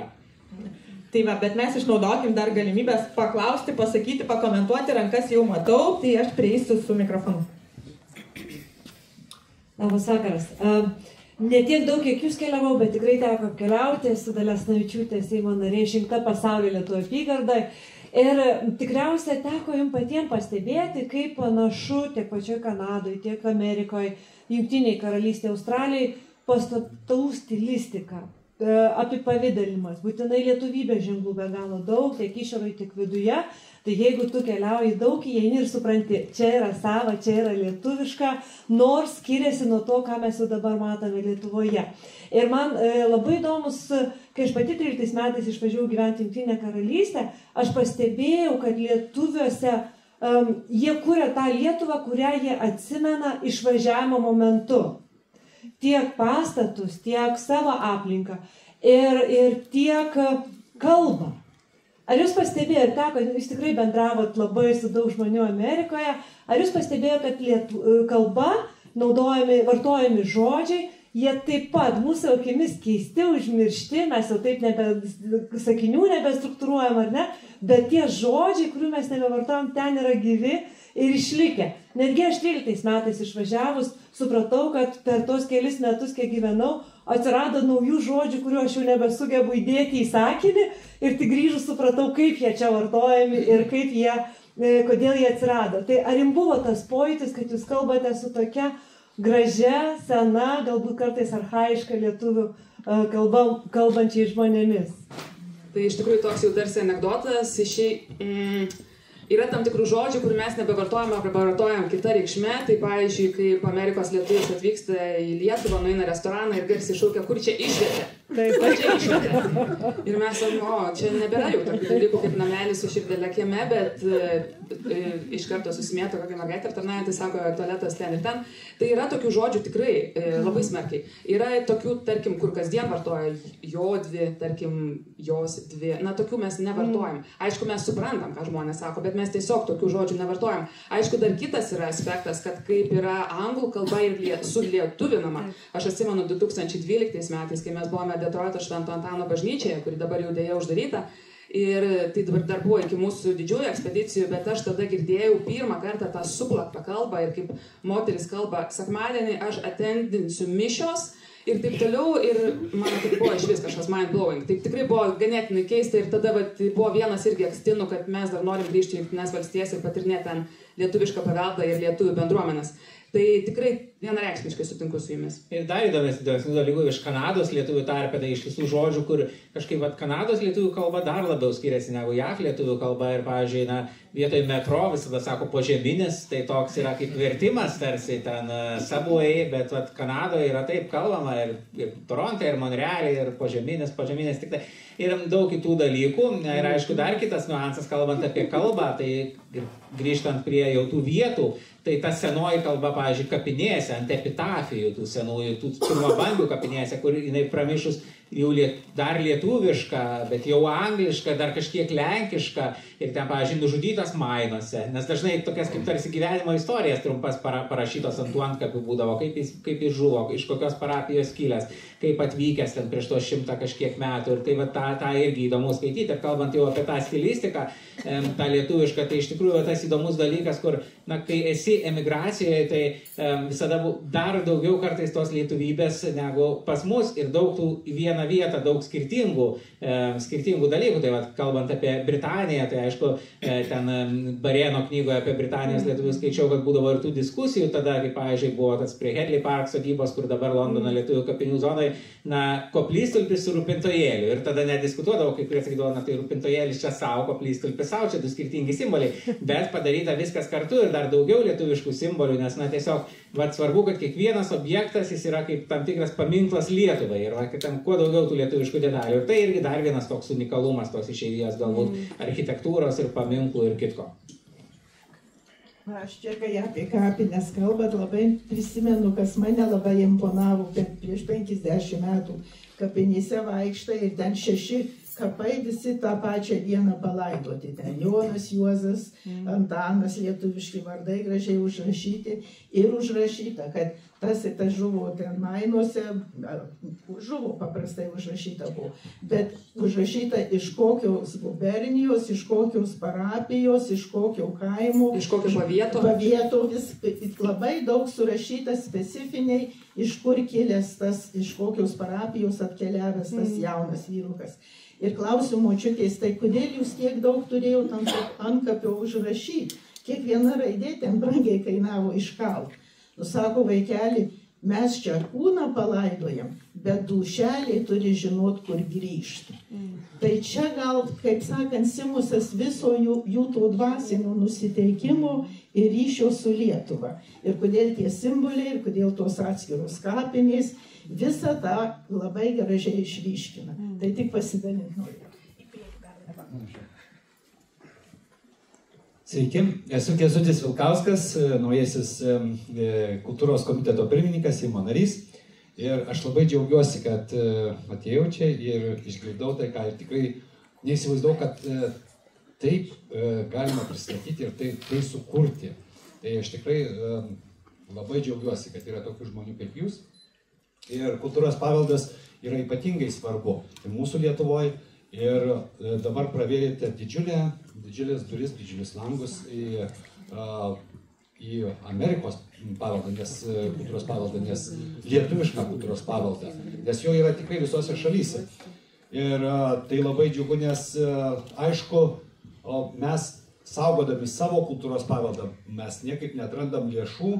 Na, Lietuva valstybė, atrandam daugam, suprantam, kad dabar nacionalinis saugumas, gynyba svarbu, bet kultūros paveldą tai yra dėl to ir kariauja, kad išsaugoti savo kultūros paveldą, pavyzdžiui, kauniečiai, ir kaip pataiko koks nors sviedinys, tai yra skaudžiausia jiems dėl to, aišku, nes be abejo, pirmiausia skaudžiausia, kad žmonės žuvo, bet po to tai jau skriaudukai sugriauna.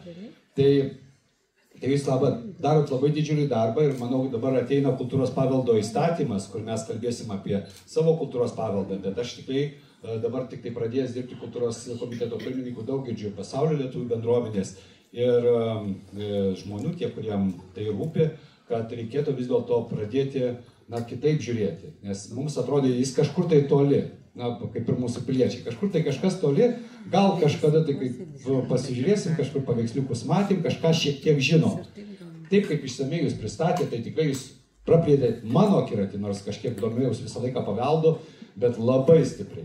Tai dar kartą pasikartosiu, didžiulį darbą nuveikėt ir tai čia tam būsimam pradžia, būsimam kultūros paveldo teisiniam registravimui, nes užduosiu klausimą galų gale, kad norėjau paklausti, kaip Amerikos vyriausybė rūpinasi ar, sakykime, registruoja tą kultūros paveldą ir koks čia santykis yra su, aišku, kultūros paveldo departamentai irgi turi apie tai kaupę duomenis ir panašiai, koks tas santykis ir kiek jis yra, sakykime, kaip pastiprinti, kad galėtumėm padėti tiem, kurie išvažiavę ir Amerikos, ir Kanados, ir visų kitų šalių lietuviai išsaugoti, nes tai yra jau mūsų bendras reikalas ir bendras klausimas. Tai ačiū. Tai iš tikrųjų labai ačiū Jums, jeigu Seimui reikėtų pagalbos kokios nors iš mūsų, mes be abejonės padėtume, nes medžiagos, informacijų, kontaktų turime ištisas begalės. Dabar kalbant apie patį JAV, iš tikrųjų yra irgi toksai National Registry ir mes pradėdami šias ekspedicijas, mes tikrai galvojam, kad, kadangi jau čia visi matėt, kokio didumo, kokio masto yra tos, tarkim, lietuvių bažnyčios, lietuviški objektai ir mes tikrai galvojam, kad bus tų lietuviškų vietų tam sąraše ir nemažai, atsivertėm ir ten ir praktiškai nėra tų didingų objektų, kuriuos čia matėt, bet yra kažkokia, pavyzdžiui, Žemaičio daugiabutis. Mes Žemaitis esam pavardė, mums labai įdomu, nuvažiavam prie to daugiabučio ir ten tiesiog absoliučiai eilinis daugiabutis, kurio, niekaip tu neįsivaizduotum, kad jis kažkur galėtų būti įtrauktas, bet jis įtrauktas tiesiog, nes atspindi to laikmečio dvasią. Tai iš tikrųjų taip yra, kad JAV ta paveldosauga kitokia negu čia Europoje. Aišku, daug kas, kaip matom, ir gali nugriauti ten, tarkim, 19 amžiaus pastatą, bet kita vertus dažnai eina iš apačios į viršų. Tai yra, pavyzdžiui, tais atvejais, viena moteris Mičigane, sakykime, kalbėjom, kuri į tą nacionalinį sąrašą, kur yra tik 5 gal lietuvių objektai savo senelių ūkį įrašė kaip tipinį pavyzdį, bet dėl to jinai rodė tą interesą. Ir ten yra labai unikali vieta, šiaurės vakarų Mičigane, naujoji Lietuva buvo tokio keliadžio kuriama, kur vienintelė žemė, kur lietuviai pirko žemės ir nefabrikuose, ne šachtose dirbo. Ir vienas tokių ūkių tapo į tą National Registry of Historic Places įrašytas, daugiausiai, kadangi savininkui rūpėjo. Ir kartais būna atvirkščiai, ypač su Romos katalikų bažnyčia daug vyskupijų nenori, kad būtų įrašytos, nes tada bus kažkokie ribojimai. Bet taip pat yra ir sutartis JAV Lietuvos, jau seniai pasirašyta, kur dabar aš dirbau su JAV lietuvių bendruomenė pastaruoju metu, architektu Danium Glinskiu, kuris pasirūpino, kad susivienimas Lietuvių Amerikoje, New York'e būtų įtrauktas į tą National Registry of Historic Places. Ir jisai labai to rūpinasi, to sąrašu, ir kad tas pateikimas būtų JAV pusėje, nes JAV jau seniai savo sąrašą pateikė, kas jiems Lietuvoje svarbu, tai daugiausiai žydų paveldas yra, ir jau tas vyko iš tos pusės, ir dabar kaip tik tas procesas, kad ten pateikna, nes tai kiekvienas yra dalykas, yra toks argumentas, žinot, pavyzdžiui, čia buvo parodytas, dabar ne, bet koplytstulpis toks prie Scrantono bažnyčios lietuvių Pensilvanijoje, tas koplytstulpis yra ten tremtiniams į Sibirą pastatytas.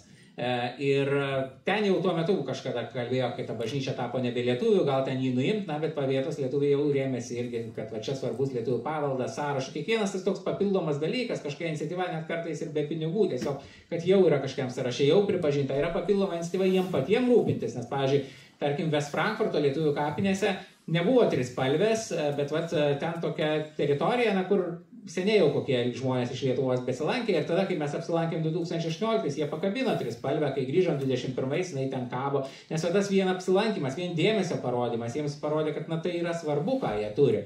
Tai va kartais to dėmesio ir galbūt ir kažkokių etatų ar ambasadose, kur ypač ta senąją kartą rūpintųsi. Ir tai, aš manau, net ir nacionalinio saugumo klausimų tai yra svarbu, ypač kiek yra paminklų žuvusiems už Lietuvos laisvę ir ką jie sako žmonėms, kurie pro juos praeina. Dažnai kad girdžiu kalbą apie Lietuvą žmonės prieš tokį paminklą, kuris čia buvo parodytas. Kiek jų, tai pavyzdžiui, kokias Broktono miestas, 100 000 žmonių, tai yra Panevėžio dydžio miestas, jame 3 paminklai žuvusiems už Lietuvos laisvę pastatyti lietuvių. Tai yra labai svarbu vėlgi tai naujai kartai perteikti ir tą istoriją, kodėl tie paminklai buvo statomi ir kitiems amerikiečiams, kurie taip pat balsuoja ir taip toliau. Taip, kad čia toks platus reikalas ir matėm iš kitų pavyzdį, iš kitų šalių, kurios daug jau to seniau pradėjo rūpintis, Lenkai irgi turi, tai va ten archyve buvom Lenkų prie Detroito, tai ten ir paminklą pastatė naują ir rūpinasi to išlaikymu, nes mato tame reikalą. Čekija buvo tokia New York'e, čekų namai, ten ta organizacija nunyko, tai ten Čekija už simbolinę sumą nusipirko tuos namus ir ten dabar padarė tokį centrą, tai kartu ir tas istorinis centras, bet kartu yra ten ir restoranas čekų, kartu ir verslas, žodžiu, ir užsienio čekai, ir Čekijos valdžia, tai labai svarbu yra tas darbas išvien. Ir Lietuvos, ir tų užsienio lietuvių, bet kartu užsienio lietuvių skirtingų, tai yra ir dabartinių, bet kartu ir tų senųjų, ir atras tuos bendrus taškus, ir manau, kad tokiu būdu gal ne visų vietų neišsaugosim, aišku, bet daug daugiau pavyks išsaugoti ir daug ilgiau. Jeigu galiu papildyti, viena, kad dalis tų pastatų yra prarandama, bet prarandam tos pastatus, klausimas, kokius mes duomenis turime apie tos pastatus, kurių jau nebetekom, tai dažnu atveju jokių. Ir tai, man atrodo, viena veiklos rytis galėtų būti, kad net ir žinant, kad jau griaus, tai, ta prasme, viena kryptis yra bandyti išsaugoti pastatą, bet kita šiuolaikinės technologijos leidžia ir skanuotos pastatos, sukurti skaitmeninius modelius. Ir kitas dalykas, kad dažnai griaunant pastatą, būna ar arbitražai išimami, ar ten altoriaus kažkokie elementai, skulptūros ir panašiai. Ir iš esmės nėra infrastruktūros, kur saugo. Ir pas jūs ten knygoje yra, kur kažkas ten kieme saugo, kažkas ten dar kažkur namuose saugo kažką, bet iš tiesų tai yra meno kūriniai, kurie jie gali gyventi gyvenimą toliau. Nepavyko su pastatu, bet galėtume toliau saugoti meno kūrinius.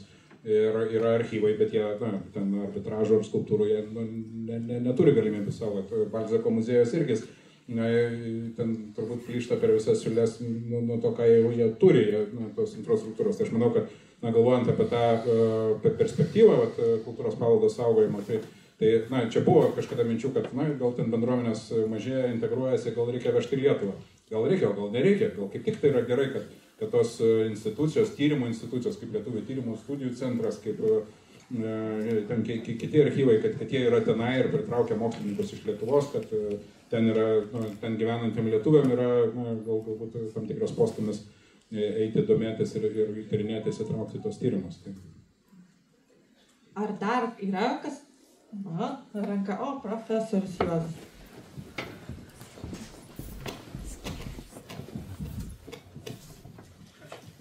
Labas vakaras.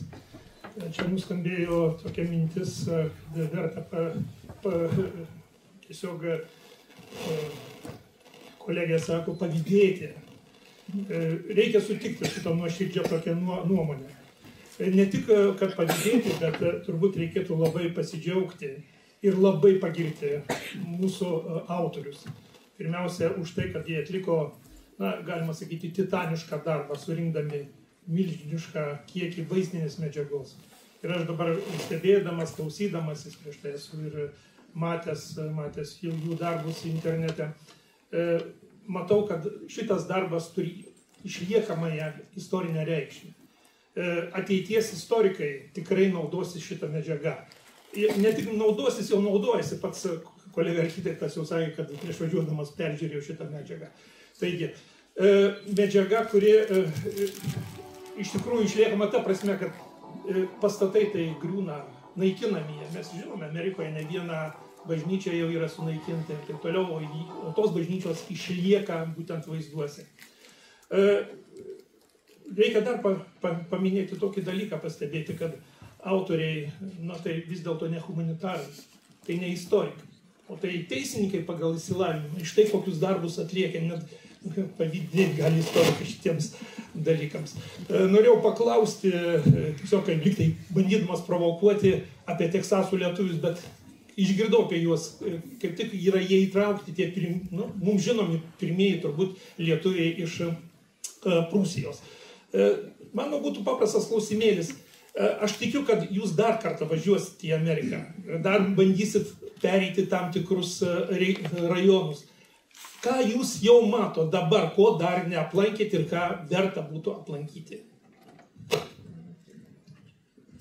Tai knygą nusprendėm išleisti tada, kai jau manom, kad aplankėm viską, ne tai, kad viską absoliučiai, nes galbūt, kaip minėjau, kadangi yra tie klodai informacijos, kur galbūt pamirštos vietos. Tai Havajai. Medaus mėnesį leidom Havajuose. Senokai, kaip minėjau. Esam buvę, bet lietuviškų vietų prasme. Tai jų, aišku, yra ne kiekvienoje valstijoje, bet apie 30 iš 50 valstijų, tų, kur atitinka kriterijus. Tai vėlgi reikia pabrėžti, kad turi kažkokias ribas turėti projektas. Tai, pavyzdžiui, mes neįtraukiam pastato vien dėl to, kad jį projektavo, statė ar kad jis priklausė lietuviams. Tai yra jau griežtesni kriterijai, kažkas regimai lietuviško, tai yra tie visuomeniai pastatai, bažnyčios, klubai, nes jeigu kiekvieną pastatą, kurį statė lietuvis įtrauktume, tai čia jau 100 000 būtų ir jie jau nebūtų kažkaip galbūt įdomus. Tai parašėm knygą tada, kai atrodo, kad jau aplankėm viską. Tačiau, kas be ko, visais laikais tos informacijos, kadangi yra internetinis projektas, gabalėje Lietuvos komentaruose kažkas parašydavo apie papildomus objektus, bet jau kokiais 2017-2018, tai būdavo po ekspedicijos ir pasipila ir dar kokių 15 objektų parašo. Tai tada 22-23 tos ekspedicijos paskutinės jau vyko į daug tų pačių vietų, kur mes užpildėm tas spragas, kur sužinojome eigoje. Bet jau dabar kažkaip tos informacijos nelabai gaunam arba jau kažkas atsiunčia. Tai dažnai būna, kad pasirodo, kad jau yra tai parašyta, tai galbūt prie kito miesto, gal skaitė bendrą valstijos straipsnio, yra apie miesto straipsnį paminėta. Tai dabar manom, kad pavienio objektų dar tikrai turbūt sužinosim, bet tokių kažkokių regionų neištyrinėtų. Šiaip aš esu 49 valstijose buvęs iš 50 abudu. Neįtikėtina, nes aš irgi kažkaip. Tas pačias 49 valstijas. Abudu esam buvę 49 valstijose. Lietuviškų vietų, aišku, yra ne visur. Tačiau tikrai ten, kur jų yra, tai tikrai ėjom tais keliais ir nėra kažkokių vietų, kur būtume tais keliais nesistengę eiti ar nebandę. Na, iš tikrųjų, būna iš JAV lietuvių siūlymai. Pavyzdžiui, dabar žymusis aktorius Jason Sudeikis sako, žinot, Jason Sudeikis nusipirko naują vilą, važiuokit ir įtraukit. Na, bet jeigu kiekviena žvaigždė pirks vieną vilą, sodo namelį, kitur, trečiur, penktur, na, tai kokio čia masto bus tas projektas? Ir aš vis, kad nors skaitys, nes tai bus tiesiog informacijos paklodės ir tada jau be kriterijų tikrai sudėtinga rasti, kas vertinga tenai yra. Tai dėl to manom, kad projekto ribos, kokios jos buvo, tai jos yra pasiektos. Žinoma, dar vienas kitas objektas matyt rasis ir kad į Jungtines Amerikos valstijas grįšim, tai manau, kad grįšim. Dar vieną valstiją reikia. Arkanzasą reikia aplankyti. Arkanzasas ir beje yra informacijos, netgi nuotrauka yra lietuvių koplyčios, kur prieš 100 metų pastatė Arkanzasą ir ten irgi bandė kurtis lietuviai. Bet čia vienas iš tų atvejų, kur dar kol kas vis aklavietė. Kur tiksliai, ta prasme, apytiksliai vietą žinau, bet ar išliko, gal net išliko, kas ten žino, bet vis dar prieinama aklavietė. Tai čia irgi viena iš tokių Galbūt greičiausiai neišliko, bet kartais būdavo taip, kad visi kalba, kad neišliko, atrandam po kiek tai laiko, kad išliko. Tai jau kažkas apie Arkanzaso tuos senuosius lietuvius, kur prieš 100 metų buvo daugiau žino, gal net žino, tai tada tikrai aišku, visada rašykit, visada mes komentarus, esam labai dėkingi už kiekvieną pasiūlymą papildomą ir įtraukiam ir kažkada prie progos aplankom ir papildom. Laikas baigęs, bet dar matau keletą rankų, čia buvo, tai dar stenkimės greitai. Ačiū, pasistengsiu greitai. Taip, aš per savo kelionę žinau, kad nors keliaujam dažniausiai žiūrėti kažkokių gamtos objektų, architektūros, istorijos objektų, bet ką įdomiausių parsivežam, tai žmonių istorijas ir bendraudami su įdomiais žmonėmis, dažniausiai tai, kas mūsų atminty ir lieka. Taip. Tikiu, kad per savo ekspedicijas turit sukaupę nemažai tokių istorijų su vietos lietuviais ir man įdomiausia būtų sužinot, kaip tie žmonės, kuo jie jaučiasi esantis. Jie vadina save tikriausiai amerikiečiais su lietuviškom šaknėm, ar lietuviais dažniau, ar jų palikonis. Matėm labai per jūsų susitikimus daug garbingų amžiaus žmonių, mažiau jaunimo, kaip jų vaikai visą tą istoriją žiūri, ar jie didžiuojasi, būdami lietuviai vis dėlto lietuvių palikoniais, ar jie domisi patys, ar taip toliau, kaip tai visą. Tai labai įvairi situacija yra, aišku, priklauso nuo bangos tos išeivijos, galbūt irgi, tai ta dipukų karta, kur visada laikė tremtiniais, o ne emigrantais, išvyko dėl sovietų okupacijos, tai ten visų pirma lietuviai, net jų vaikai, kur gimė jau ten Amerikoje, bet tai dažnai sako, kad aš visų pirma lietuvis, ne amerikietis ir panašiai, iš pirmos bangos jau tos kitaip šiek tiek. Galbūt, tačiau labai daug priklauso iš tikrųjų nuo santokų, labai dažnai iki pirmos mišrios santokos, tai būna tokia jau tikra lietuvybė, sakykime, kur ten su kalba visom tradicijom, aišku, kai jau būna mišrios santokos, tai jau tas žmogus, pavyzdžiui, po kelių mišrių santokų, tai jis ką, tai jis ketvirčių lietuvis, ketvirčių italas ir 100% amerikietis ir dar ketvirčių koks. Tai tada jau aišku, kad ta Amerikos tapatybė paima viršų, kita vertus genealogiškai tai yra jiems įdomu. Labai populiaru, kaip minėjau, lankytis, pavyzdžiui, vienais metais, kur italas senelis nuvažiuoja į Italijos tos kaimus Sicilijoje kur nors, kitais metais į Lietuvą atvyksta ir priklauso, kai kurie daugiau to ryšio išlaiko, kai kurie mažiau, bet bendrai paėmus, aišku, po mišrių santokų, tai jau tas ryšys kažkiek tai nyksta, ir dar labai svarbu yra įtraukta jaunimą, tai ne visoms organizacijoms tai pavyksta, kai kurioms pavyksta laiku, o kai kurių vėliava ilgai laiko tie vyresnio amžiaus, galbūt neatsiranda tas ryšys ir tada tokios organizacijos dažnai tą kartą išėjus, jos sunyksta. Na ir kodėl dažnai matot vyresnio amžiaus žmonės, tai žinoma, tai pirminis šaltinis yra mūsų informacijai visai. Tai dėl to taip ir yra, nes ką jie perduoda, tai vaikas kažką prisimena, bet 100% ne, tai mes aišku siekiam susitikti su tais, kurie turi tą pirminę informaciją ir kurie daugiausiai jos atsimena, tai čia reaguojant, tai kodėl daugiau vyresni žmonės mums visais laikais per visas ekspedicijas teikia tos informacijos. Ačiū labai. Nuostabus projektas ir nuostabus rezultatas, linkiu kuo didžiausios sėkmės ir ateityje, lauksim kažko tai ir daugiau. Mano klausimas būtų apie, gal ne visai apie tuos lietuviškus dalykus, bet, sakykime, bažnyčiose, bažnytinės knygos ten turbūt irgi buvo rašomos, ko gero, ir gal jūs žinote, sakykime, tų knygų likimą, ar gal kas nors bando rūpintis tų knygų skaitmeninimu ir kažkokiu viešinimu. Ir kitas klausimas, ar tie jūsų sutikti žmonės, kiek jie domisi patys savo kilme ir kiek jie nori sužinoti ir ieško tos informacijos?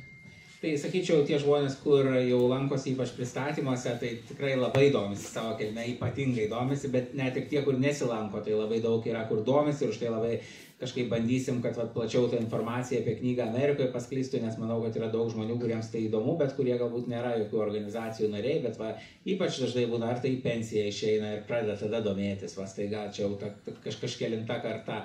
ir tuo labai įdomus. Dabar dėl parapijų knygų, tai ten kiek vyskupijų, tiek istorijų, bet, pavyzdžiui, kalbėjom su kunigu tokiu jau užpraeitais dabar metais, kur yra parapija Švento Mykolo Skrantone lietuvių. Jis išliko kaip katalikų bažnyčia, tai visai geras atvejis, kai išlieka kaip bažnyčia, nes tada tas nieks nepakeičia, tie vitražai, viskas ten lietuviški lieka, nors dabar ten vyksta lotynų kalba, tos mišios senąją formą, na ir kalbėjom su kunigu.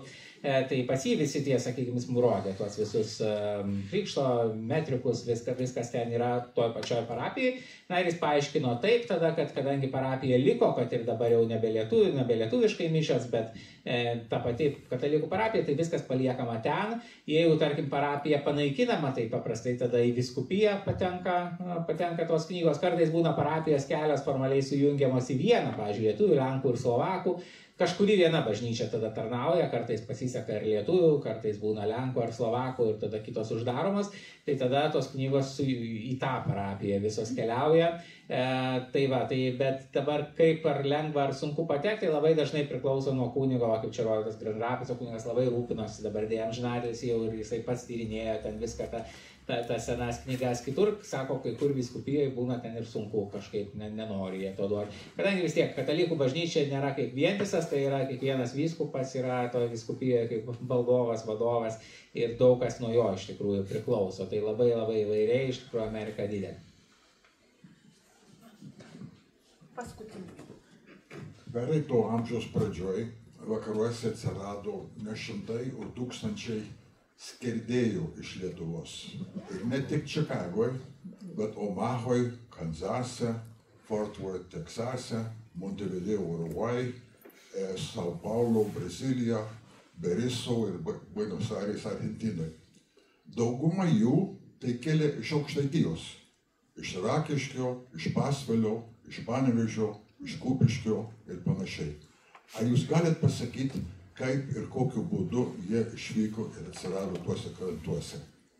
Tai ta emigracija ilgainiui keitėsi. Iš pradžių tai net iš carinės Rusijos buvo kaip nelegalu emigruoti, tai ten ir kyšių reikėdavo ir taip toliau, kol patekdavo, iš kur galėdavo išplaukti. Tiesioginių reisų nebuvo. Vėliau tarpukariu jau ypač tai jau buvo viskas kur į Berisą, tarkim, San Paulo, tai čia tarpukariu daugiausiai vyko, kai užsidarė ta emigracija į JAV tą emigraciją apribojo pas save, tai tada lietuviai pasuko į Pietų Ameriką. Tai tuo metu jau jinai buvo tokia standartizuota, būdavo išeivybės biurai, pavyzdžiui, Kaune, ir ten jau galėdavai nusipirkti tą emigranto patirtį, iš esmės ar ir nemokamai gauti už atidirbimą, visokių tų variantų buvo.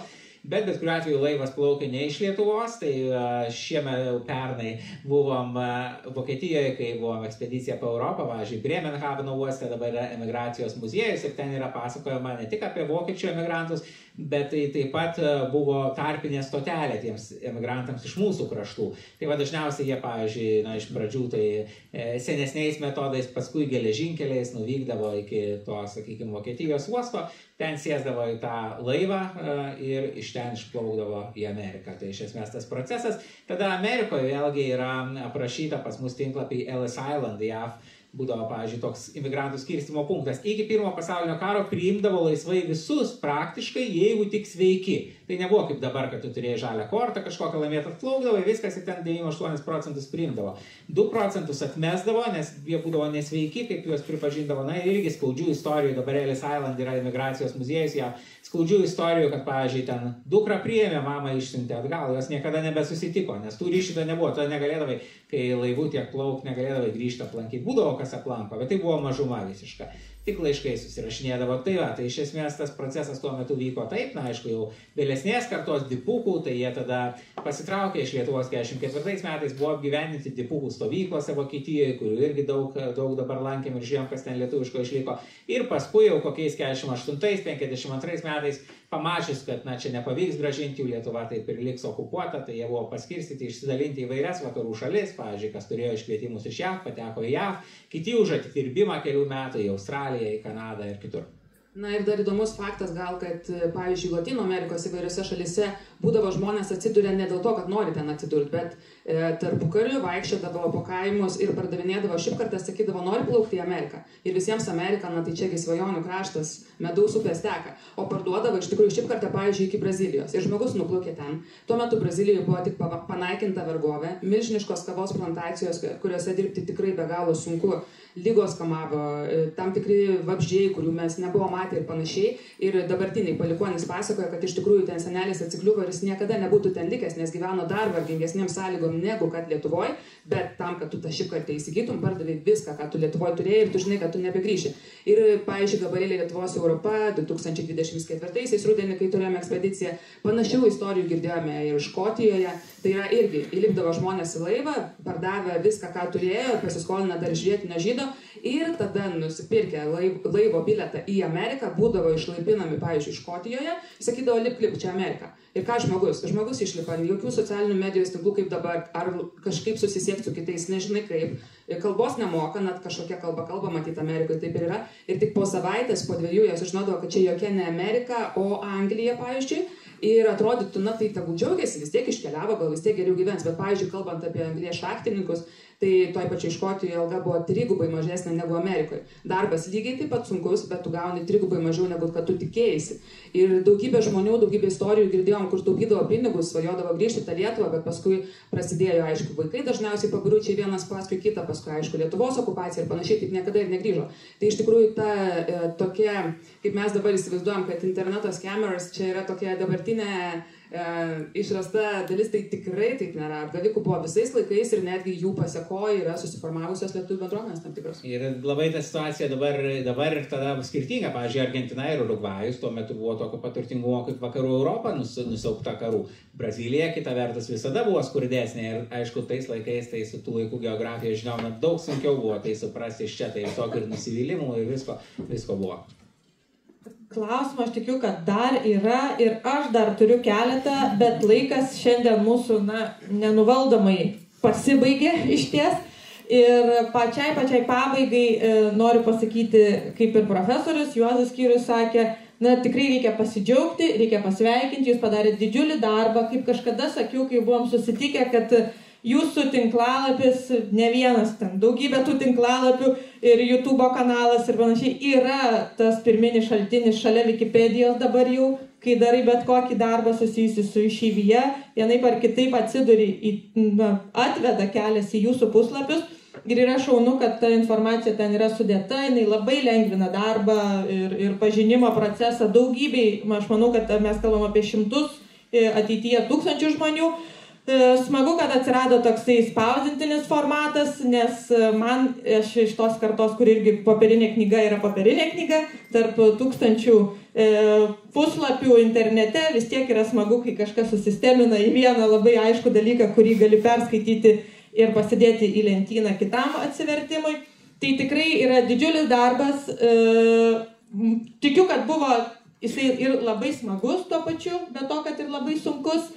Labai sveikinu dar kartą, raginu įsigyti, jeigu neįsigyti, tai skaityti ir tik tai padėkit pasakydami, kad jeigu kartais taip nutiks ir kažkas šiandien nepasiėmė to 30 eurų ir negali susimokėti, kur tą knygą dar galima bus nusipirkti ir kur jinai dar bus platinama. Tai žinoma, jeigu kas nors norėtų, tai gali ir su mumis pačiai susisiekti, taip pat šiuo metu, pavyzdžiui, platinama knygos LT, taip pat bus ir kitose knygynuose, tai tikrai tų galimybių tikrai yra ir tikrai nemaža dalis tiražų iškeliauja į Jungtines Amerikos valstijas, tai jeigu kas turite draugų, giminaičių, pusbrolių Jungtinėse valstijose, tai gali juos pasiekti ir ten ar bet kurioj kitoj pasaulio šalyje. Tai kaip minėjo, galima įsigyti dabar knygą, taip pat 30 eurų kaina, taip pat esame labai dėkingi visiems, kurie mus paremia, tai per Patreon ir kitas sistemas galima ir be tų žmonių, kurie prisideda Amerikos lietuvių daugybės, lietuvių fondo ir kitų, aišku, nebūtų buvusios įmanomas visos tos ekspedicijos, labai dėkui. Jeigu norit sekti naujienas, tai galit sekti gabalėlį Lietuvos Facebook, kur bus skelbiama dabar iš Europos ekspedicijos medžiaga, bet taip pat ten jau daug paskelbta iš Amerikos ekspedicijos ir dar greta tų šaltinių, kurių nepaminėjau, yra istorijos.gabalėlė-lietuvos.lt, tai ten būtent ekspedicijų dienoraščiai, kaip mes visą tą informaciją surinkom ir ten labiau, kur buvo klausimas apie žmonės ir jų istorijas, tai ten yra daugiau tų mažiau pastatų istorijų santykinai, bet daugiau tų žmonių, kurie suteikia informaciją ir kaip jie dabar gyvena. Ir labai dėkoju gerbiamam Liutaurui Nekrošiui, architektui, kad šiandien rado laiko ir pasidalino savo įžvalgom. Tikrai labai smagu, kad atėjo. Tai ačiū visiems dalyvavusiems. Ačiū visiems.